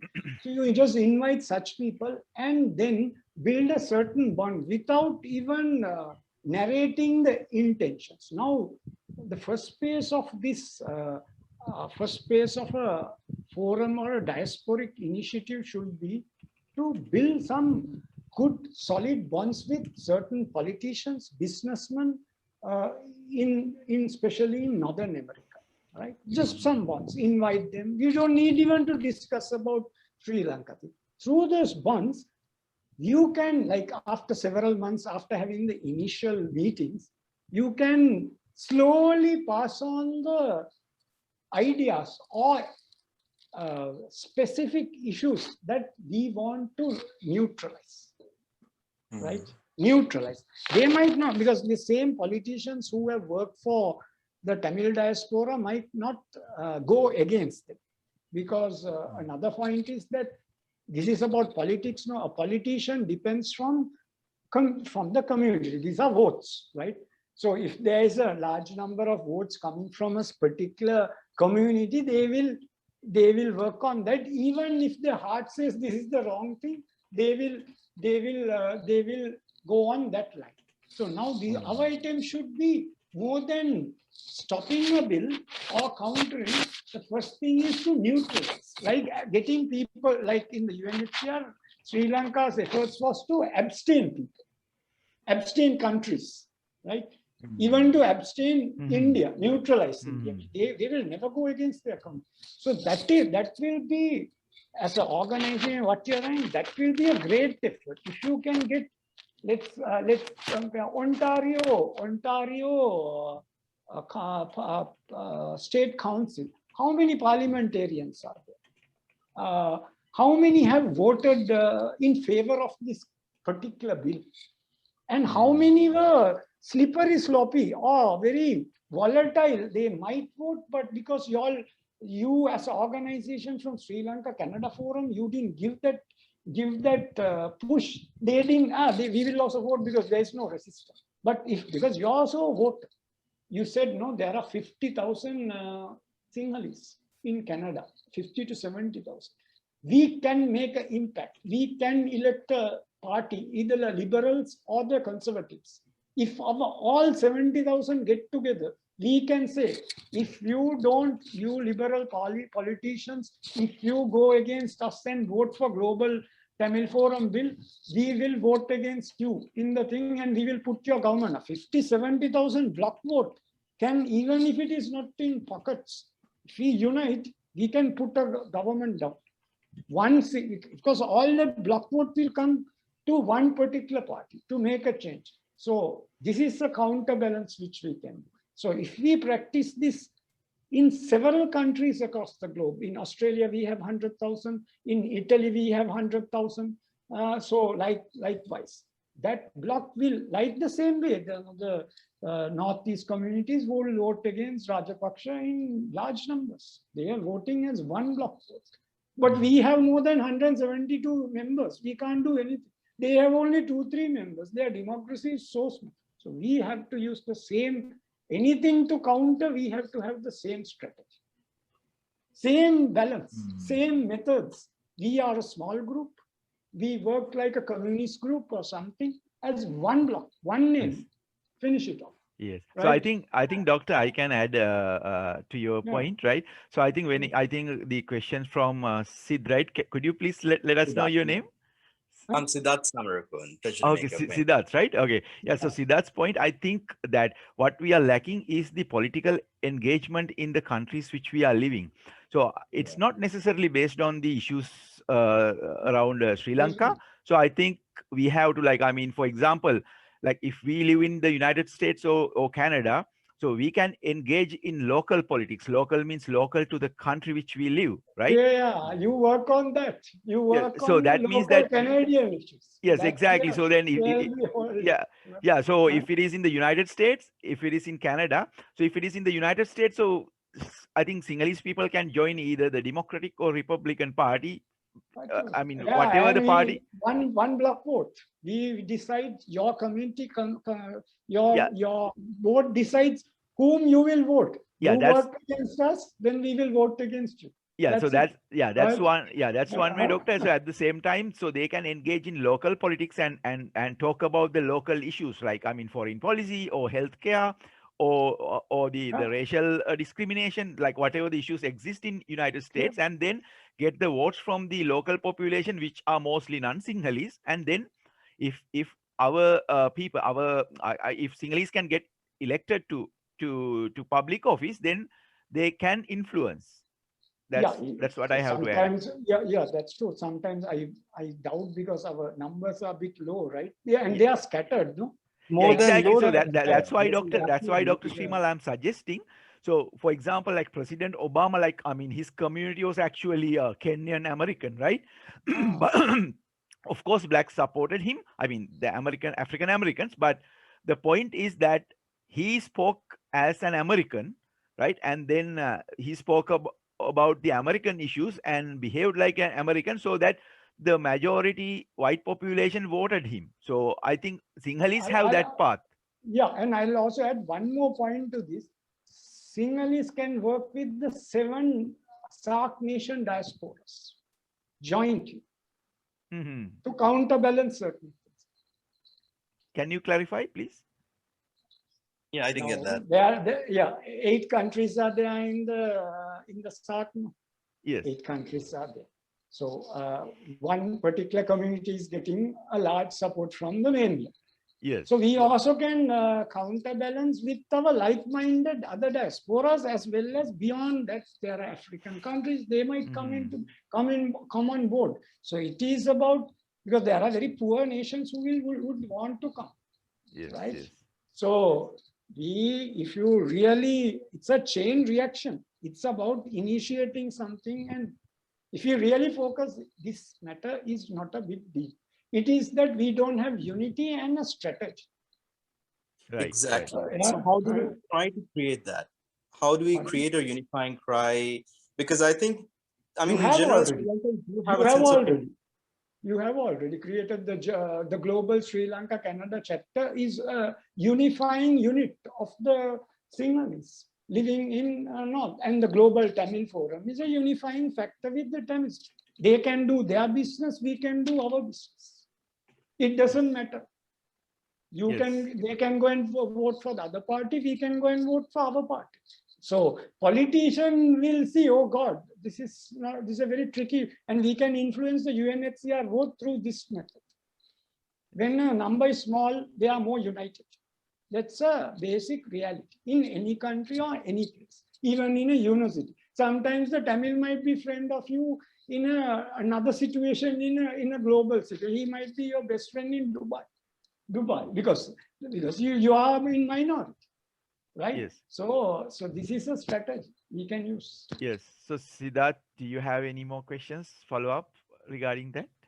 Just, I mean, a point of reflection would be, Ron, I mean, to create like the 104, for instance, now after it was passed, when approached, 71 MPPs had apparently said that they didn't know about the other side of the situation. So that just showcases how effective these, like the likes of GTF and all, have, like Dr. Srimal said, a far-thinking long-term vision and how they've strategized in implementing these. What I feel that we are sometimes a little bit reactive, and when we take countermeasures, the damage is done, and what we are trying to do is damage control. So I feel that we should be ahead of the curveball and trying to be proactive. Like now in the 413, we have some positive news now. It is unofficially, they have said that it will not go to Senate or to the president for signing, because that was the individual Congress people that were approached. So that's a small example where we can be proactive and get this done. But I still do feel that there is a lack of unity amongst like the diaspora or the Sri Lankan community in the West, like West meaning UK, US, Canada, even Australia, and then like the UAE. And, if we come together in a broader range, our strategy should be that, like to build on our strengths. And then we may even be able to hold the Sri Lankan state answerable and hold them accountable towards our goals. So just to focus on that unifying cry, the rallying point, which they have, the success the Tamils have. So we have to learn from our enemy and draw on those strengths and try to emulate that, isn't it? I mean, I'm just giving Perfectly correct. Yeah, correct. Now I'll just ask a question. How many members are there in the Sri Lankan Global Forum in Canada? That is just, even if it is 10, 100, that's fine. Yeah, I think that's the way. yes, we Yeah, have that's how- closer to 100. It means 3 in a family, right? Three to 4 in a family. Let's assume four in a family. That's 400 people. So if you can even invite the Australian Global Sri Lanka Forum to the Canadian Global Forum on a meeting like this, and to focus on our next strategy, even 5 members from there, breakaway groups, get everything under one. And if we start proceeding on this, some power will be there. Yes, yes. So that, Doctor, I think so. Your message is to strengthen the organizations and then have more members, and then have it spread across the globe in all the cities, etc. And we balance politics in countries. We influence. Yes. We do that. Yes. Yeah, So there is another question, Doctor, for a follow-up question. I'm not sure exactly from whom. It's also follow-up question with the current situation in the international arena. What are the first or initial steps GOSL should take to balance off some hostile nations that are not aligning with us, and sort of get them on board with us? Yes, I mean, they can manifest it through what we have been discussing. That's one component. The 3 million, I mean, 3 out of the 3 million, about 1 million stay in Dubai and the Middle East. So let's say about 1.5 are staying, and out of that, about Sinhalese are about 500,000 in the world. 500,000, that's 500,000 or 300,000. That's one method. Then we have our diplomatic missions, and there are annually, there are more than 2.5 million tourists visiting Sri Lanka. So if somebody doesn't like the country, they won't visit, right? So when somebody visits a country, they go with great memories. Right. So that's also one method of tapping into such lovable thoughts, because they like to come. That's another method. Everything it's about, when it comes to counterbalancing, it's about building the bonds and uniting. And when you have a group like the CWC, which operates in the Central Hills, like they have 1 million laborers, workers, and they have a kind of, and they have only 10 seats in the parliament out of 225. But then they balance the government. If they want a salary hike, the government listens. 10 members. But can a party with 3 members like the JVP or any other party, can they do? Any other Sinhalese party with even 6 members, they can't do. So I would suggest it's about bringing the Sinhalese communities internally, externally, mobilizing them against these type of resolutions, to be united, save the country. What we have to do, we have to vote like one. We have to do things like one. So that mentality is not there still. We are very, very divided and distracted. Everyone has aspirations, but when it comes to national interest, that thought has to be built. This is it. I will not do anything else other than vote for this is my country is the most important thing. But I will vote for other parties. That's not a problem. I will vote for this party. But country's national security, we'll balance, we'll vote under that. But I might vote for SLFP, another person might vote for Podujana, UNP, I don't. So that is, but country comes first. So that how to do. The government can do it because they have the money, they have the resources, they have the parliament power, politics. So who else? I mean, individually we can contribute some thought to this ever snowballing discourse, right? To get like-minded people like you and mobilize. Yes. That's the only way, right? Yes, thanks. Otherwise it fails. Yeah, thanks, Doctor. So are there any questions or statements? Like, please come forward. Can I just raise, few points I've taken from your speech and your comments, Doctor. Now, you mentioned that you emphasized one point that Sri Lankan, living outside wherever they live, so they should involve in politics, because that's what the Tamil, the LTT diaspora is doing. They involved in politics. Even their children, they got into different kind of activities supporting those members in parliament or whoever want to go into the parliament. So they just get together and support him. So now even this Ontario bill was brought into the assembly as a private the proposal, private act by one Vijay. He's a Tamil from Sri Lanka.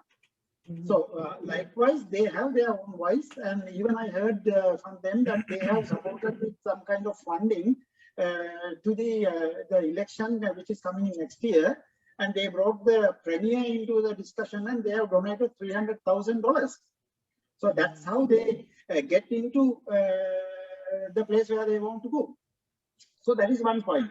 So our Sri Lankans, our counterparts, wherever they live, they should come into politics, and they should get actively participate in these activities. That is the only way which I see that how we can raise our representation within those assemblies. That is one thing. And the other thing is that our young generation is not in this course. Now, as we elders, so we are talking this many hours now. We just want to find some, a way out of this issue. So, but our young generation, where we could see that, nobody, in 20s, 30s, these young people, they are not aware of what is happening, what is going on. Especially, I could see the difference when I attended in Geneva sessions. All the participants representing the LTT diaspora and raising voice and running like, very active, like beehive, all these young people, they are running up and down. All are below 30s. I would say most of them are below 30s. And there, when we organize side events, and we just want to tell our story in front of others, that this is what Sri Lanka all about and what we have done, what was all these issues we were discussing. We could invite people from representatives who were attending in Geneva sessions, and that's how it is made. So during these sessions, when the Q&A session comes, all the questions bombarded by these young people. They just they are not born in Sri Lanka. They are not visited in Sri Lanka. So during this 30 years, their parents at the beginning they ran away and they born and brought up there, and they are talking like they have seen all these incidents on the road. That kind of information given to these people, these young people, by their elders. So that is the difference I see in our Sinhala community and Tamil community, because they have a cause, they just want to realize it within maybe 5 years, 10 years, maybe 50 years. They have made the roadmap for that. But whereas we are just doing within our generation whatever we could do, but I am sure after we gone from here, so nobody else will take this forward. So the strength will be so this is a very big major point where our whole the Sri Lankans who are living outside should realize. And Doctor, there's one point I just want to ask, since you are in South Africa has a very strong hold of Tamil LTT diaspora. No, I am now in Sri Lanka. I work with you have the base. Now you are not going back there? No, I will go, but depends on this COVID now. Right.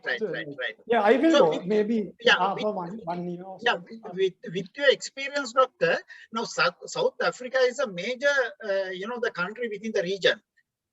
So what do you think that they are not favoring us? And of course, as a country, our diplomatic mission should take this over. But with your experience, will you guide our current government to follow certain things to get their attention and change the course of their actions? So this is, as a private party, organizations and patriotic people, so this is one way we can help our country to come out of this disaster. What do you think, So Doctor? yeah, that's a very good strategy. The best way that we all are in different professions, right? As you know, we have the influence, but sometimes we are bound by certain things that we cannot do. But our patriotism, everything is right there, right? Doctor, like I think you might Uh, be able to help us on sure. establishing a chapter in South Africa if there is a sufficient number of Sinhalese people live there. So that's just a suggestion. At the same time, Gayatri Samarakon has a question. Hello, Gayatri, yes, can you hear me now? Yeah, yes. Yeah, the clear, clear. that's excellent. Well, first, I'd like to say, I'd like to thank Mr. Chandrakumar for sort of making us part of the forum and the discussion. So there's I'm Gayatri Samarakon, and there's my brother Siddharth. So I'm actually I'm coming from two sort of communities. I'm Sri Lankan Australian, and I'm with the Education Department Australia as a lecturer and a writer. And yes, so this time I came to do my PhD in Sri Lanka, and I joined the education department here in Central Province and did some educational projects, which was quite interesting. That's just a little introduction. Yes, now just in a nutshell, I'd like to say now I was just a starting lecturer and a writer with Monash University and Education Department in Melbourne. When I think 2006, the LTT-led diaspora in Melbourne brought strong initiatives to legalize LTT.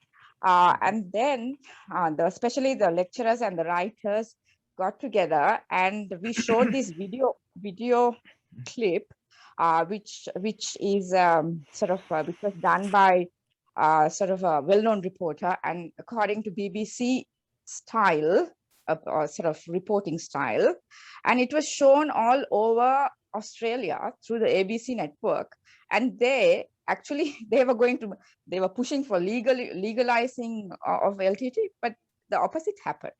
Since we got together, we got and showed this. It was an eye-opening. It was an expose sort of a thing. So we actually made them illegal in certain places. So that was some kind of victory at the time. And what Dr. Srimal, all what you said was actually evident there also. Now I generally sort of work with a lot of researchers with the education department in Victoria. So there are all kinds of people, not only Sinhalese. So we went as Sri Lankan. We went as Sri Lankan majority. So which sort of left the options open for Tamil who were pro-Sinhalese and the Sri Lankan way of life to come in, Muslims and Burghers. We didn't. Yes, and what Dr. Srimal said, that's very true. In that moment, they were the minority. You know, in that certain departments, they were working as Sri Lankans, but they were Tamil or Muslims or Burghers. We gave them the opportunity to join in and say, look here, the LTT is about to make this their organization legal. Please come and be part of it because you are a Sri Lankan. So they liked that. They liked being given that opportunity, and sort of inviting them in to be part of that network and group. There was a writer called Mahinda, and he did research about, Sinhala people got onto a ship in the 18th century and went to Bundaberg. He's the one, he did research in the 18th century, mind you. So he got me to go to Bundaberg and look at the graveyards and do research to assist him. So he's married to an Indian Tamil lady. So they were the ones who led the sort of illegalizing of LTT campaign, and I joined in as a writer and a lecturer, and we were successful in making the LTT group illegal in certain parts of Australia. Okay. So I learned a lot from that experience. And I think you encapsulated most of those things today when you said if you are in a foreign overseas atmosphere, if you are the minority, you tend to group with other minorities because you're not the majority. So you tend to group. Yes. Yeah, so your feelings grow automatically. Yeah, exactly. It grows. Yeah, it grows. this is narrated in, I don't know, have you heard of Sahare Jahan Acha Se, which was narrated by Muhammad Abbas, before independence. He was an Indian. He says, I'm just narrating, he says that when you're in a foreign land, your heart is with your homeland, right? That's why it's called Sahara Jahan Acha Se, right? So he was in Britain, right, at that time. So like that, these are natural feelings. Most of the patriots come from India, and they are the ones who have written things, right? So we have also learned from them, right? So I guess, I think we can do certain things together. Yes, and absolutely. And I think what I saw here, Dr. Srimal, was, and all the other members, I'm talking to all of you together. What I saw in Melbourne context was clearly point out, it doesn't matter, I mean, it could be the 104, the Ontario people, Ontario group of diaspora, or Toronto, Vancouver. I've visited all of these places as a lecturer and on holiday, but we can always say and show to these non-Sri Lankan congressmen, because they haven't come to Sri Lanka now, all these people who are passing bills, show them this is actually LTT, and that's a separate group. That's we have to show that there are Tamil people with us. So we all in Melbourne, we always said Sri Lankan Sinhala-led majority. We always said that because leaving room for other Tamils, Burghers, Muslims to come in and be a Sri Lankan with us. And they like that opportunity. That it doesn't come out that much. In these discussions, in our fight against all these bills, it doesn't come out. The fact that we are the majority, we are the Sinhala majority, but we have to take the initiative to say, "Enna malli, demala Sinhala maune kamak na enna apit ekka."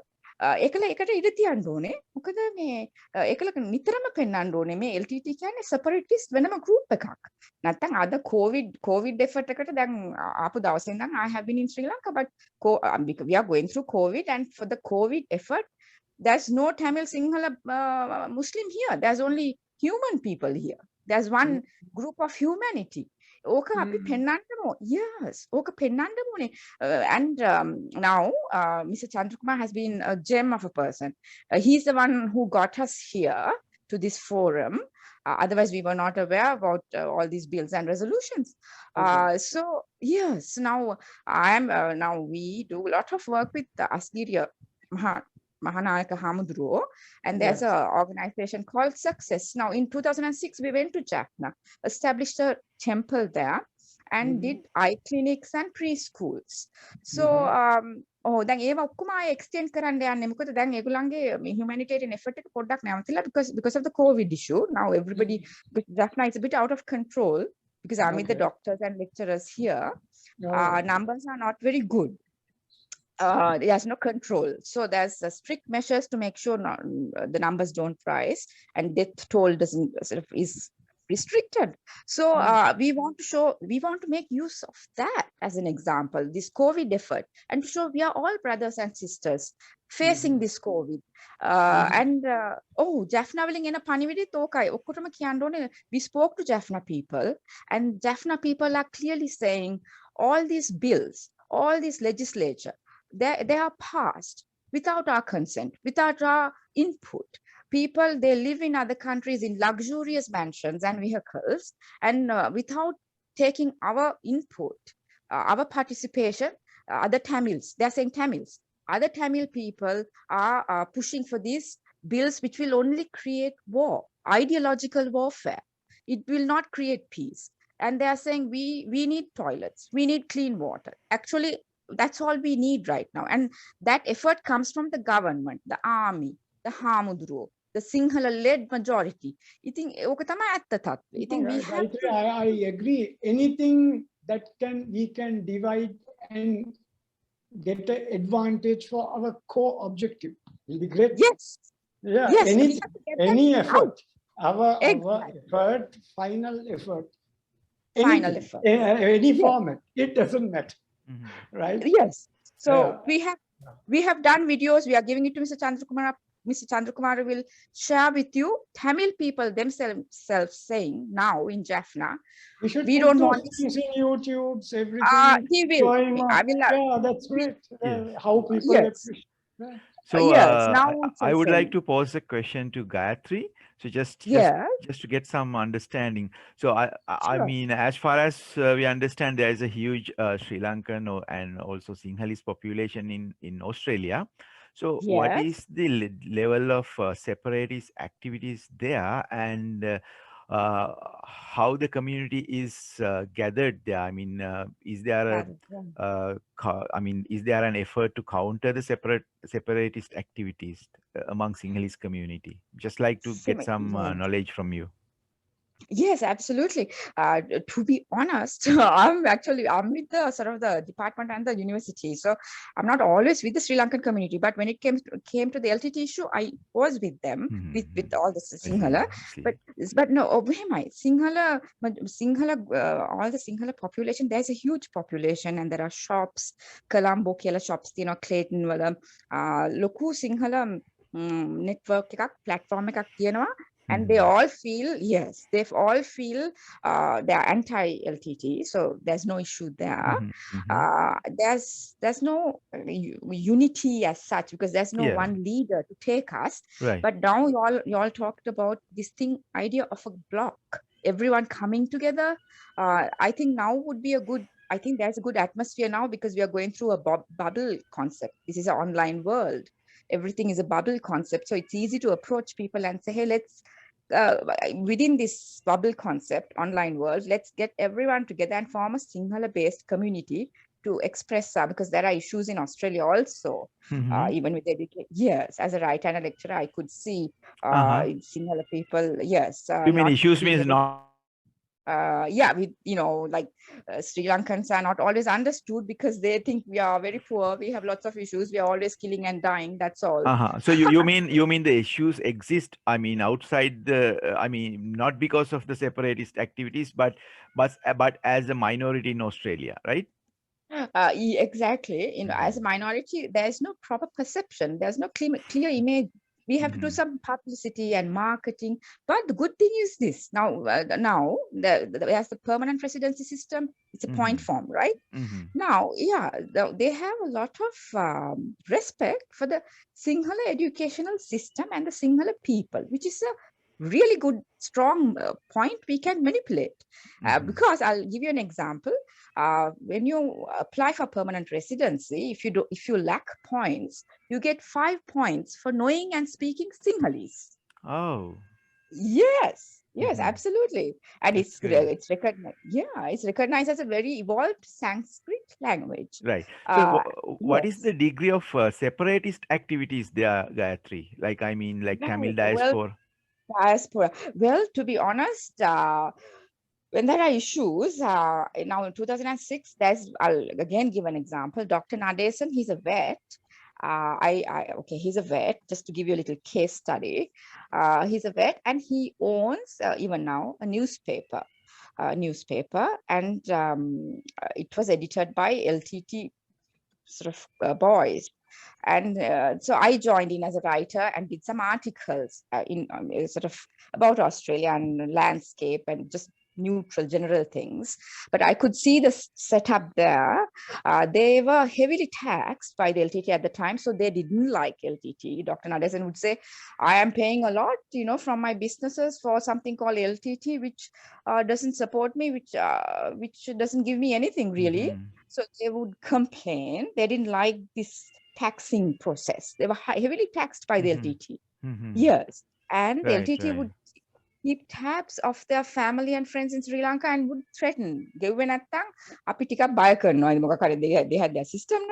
So that's what I saw, to be honest.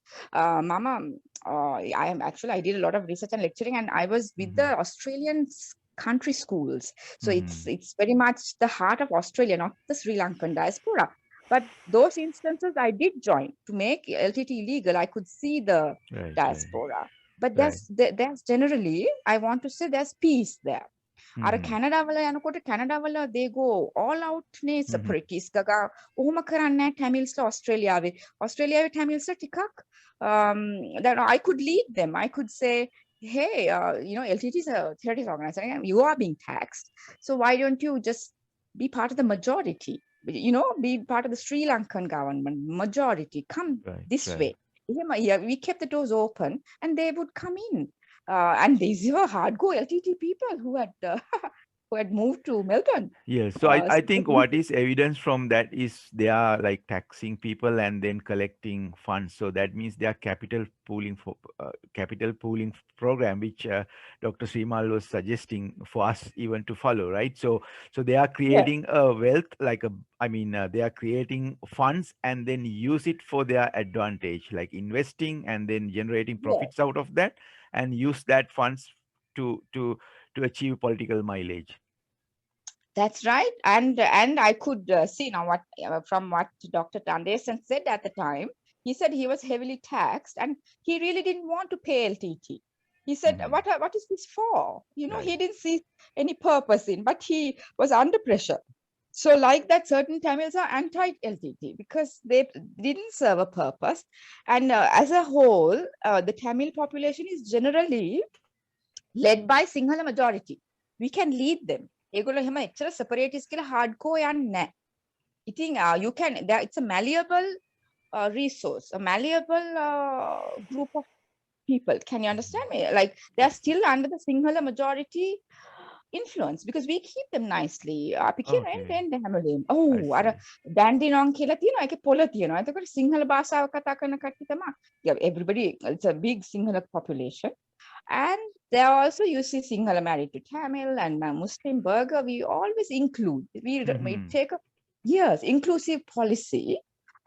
So you can lead the Tamil people and through explanation and awareness and education and say, now we think LTT on now you can join the majority and you know, Sri Lanka, everybody, all the Tamil everywhere, they have their plan, they achieve everything, they lead normal lives. So there's no need for LTT. Okapi nitara educate karna.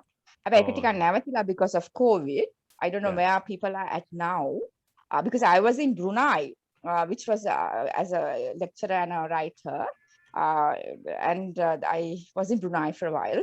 So I travel a bit as a lecturer and a writer with the education department.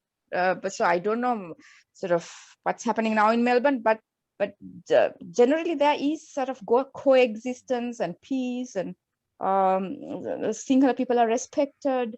We don't put the Tamils down, and they don't go like all out to sort of denigrate Sri Lankan identity. They don't do that because I think Sinhala majority has some control over the minorities there. Right. Yes. Okay. Thanks very much for your thank you. Thank you for having us. Yes. And are there any other questions? Any more questions, please? Sorry if I'm not taking too much time. I know it's late for everyone, but real quick, I mean, my sister brought out a valid point, Dr. Srimal, just offering an olive branch to the liberal Tamils to come forward and join our cause without tarnishing the image of the country that we all, you know, call our motherland and we hold and we cherish. Is it a plausible strategy, in your opinion, to try to get the moderate Tamil voice out against Tamil pro-diaspora and create a common alliance versus the extremists? Do you think that's a possibility or something to consider? Yeah, I won't reject because it's not experimented yet, right? It could work in favor of us. It could go again. That I'm not sure, but definitely there could be Tamils who are married to Sinhalese or coming from mixed marriages. And even if you speak about Tamils, there are Indian Tamils in Sri Lanka, Sri Lankan Tamils, Jaffna Tamils and Eastern Tamils. They are not the same. Jaffna Tamils are different to Eastern Tamils, right? Jaffna Tamils don't consider Indian Tamils or Eastern Tamils in Sri Lanka or the other Tamils as a part of it. So these are advantages. But if we want to manifest, manifest Beg your pardon. agenda. Pardon? Pardon me, I didn't mean to interrupt you, but even the caste divides them. It's a strong Yeah. divisive factor within the So even the war was won, even in the final stages of the Sri Lankan war was won due to that. Karuna from East broke out of LTT because of that factor. He was not given recognition in the LTT, right? Yes. And even Prabhakaran had problems with the elite Vellala caste. And that's why he was on a killing spree of the Jaffna mayor or whoever. So that these are basic fundamentals of finding gaps for us to maneuver around. And but it has to be strategically under one force and one guidance. Right. Otherwise, we won't be able to achieve this. Very strong point we have. Strong control power in our organizations. Yeah. Right. Thank you. Thank you. So thank you, Dr. Srimal. So Right. that concludes our discussion today. And thank you very much, Dr. Srimal, for sharing your valuable thoughts. So we hope to have further sessions with you in the matters related to international affairs in the future. To the audience, we will be back with another interesting discussion soon. I'm Ruan Pereira, signing off from Toronto, Canada. Good night. Thank you. Thank you. Good night.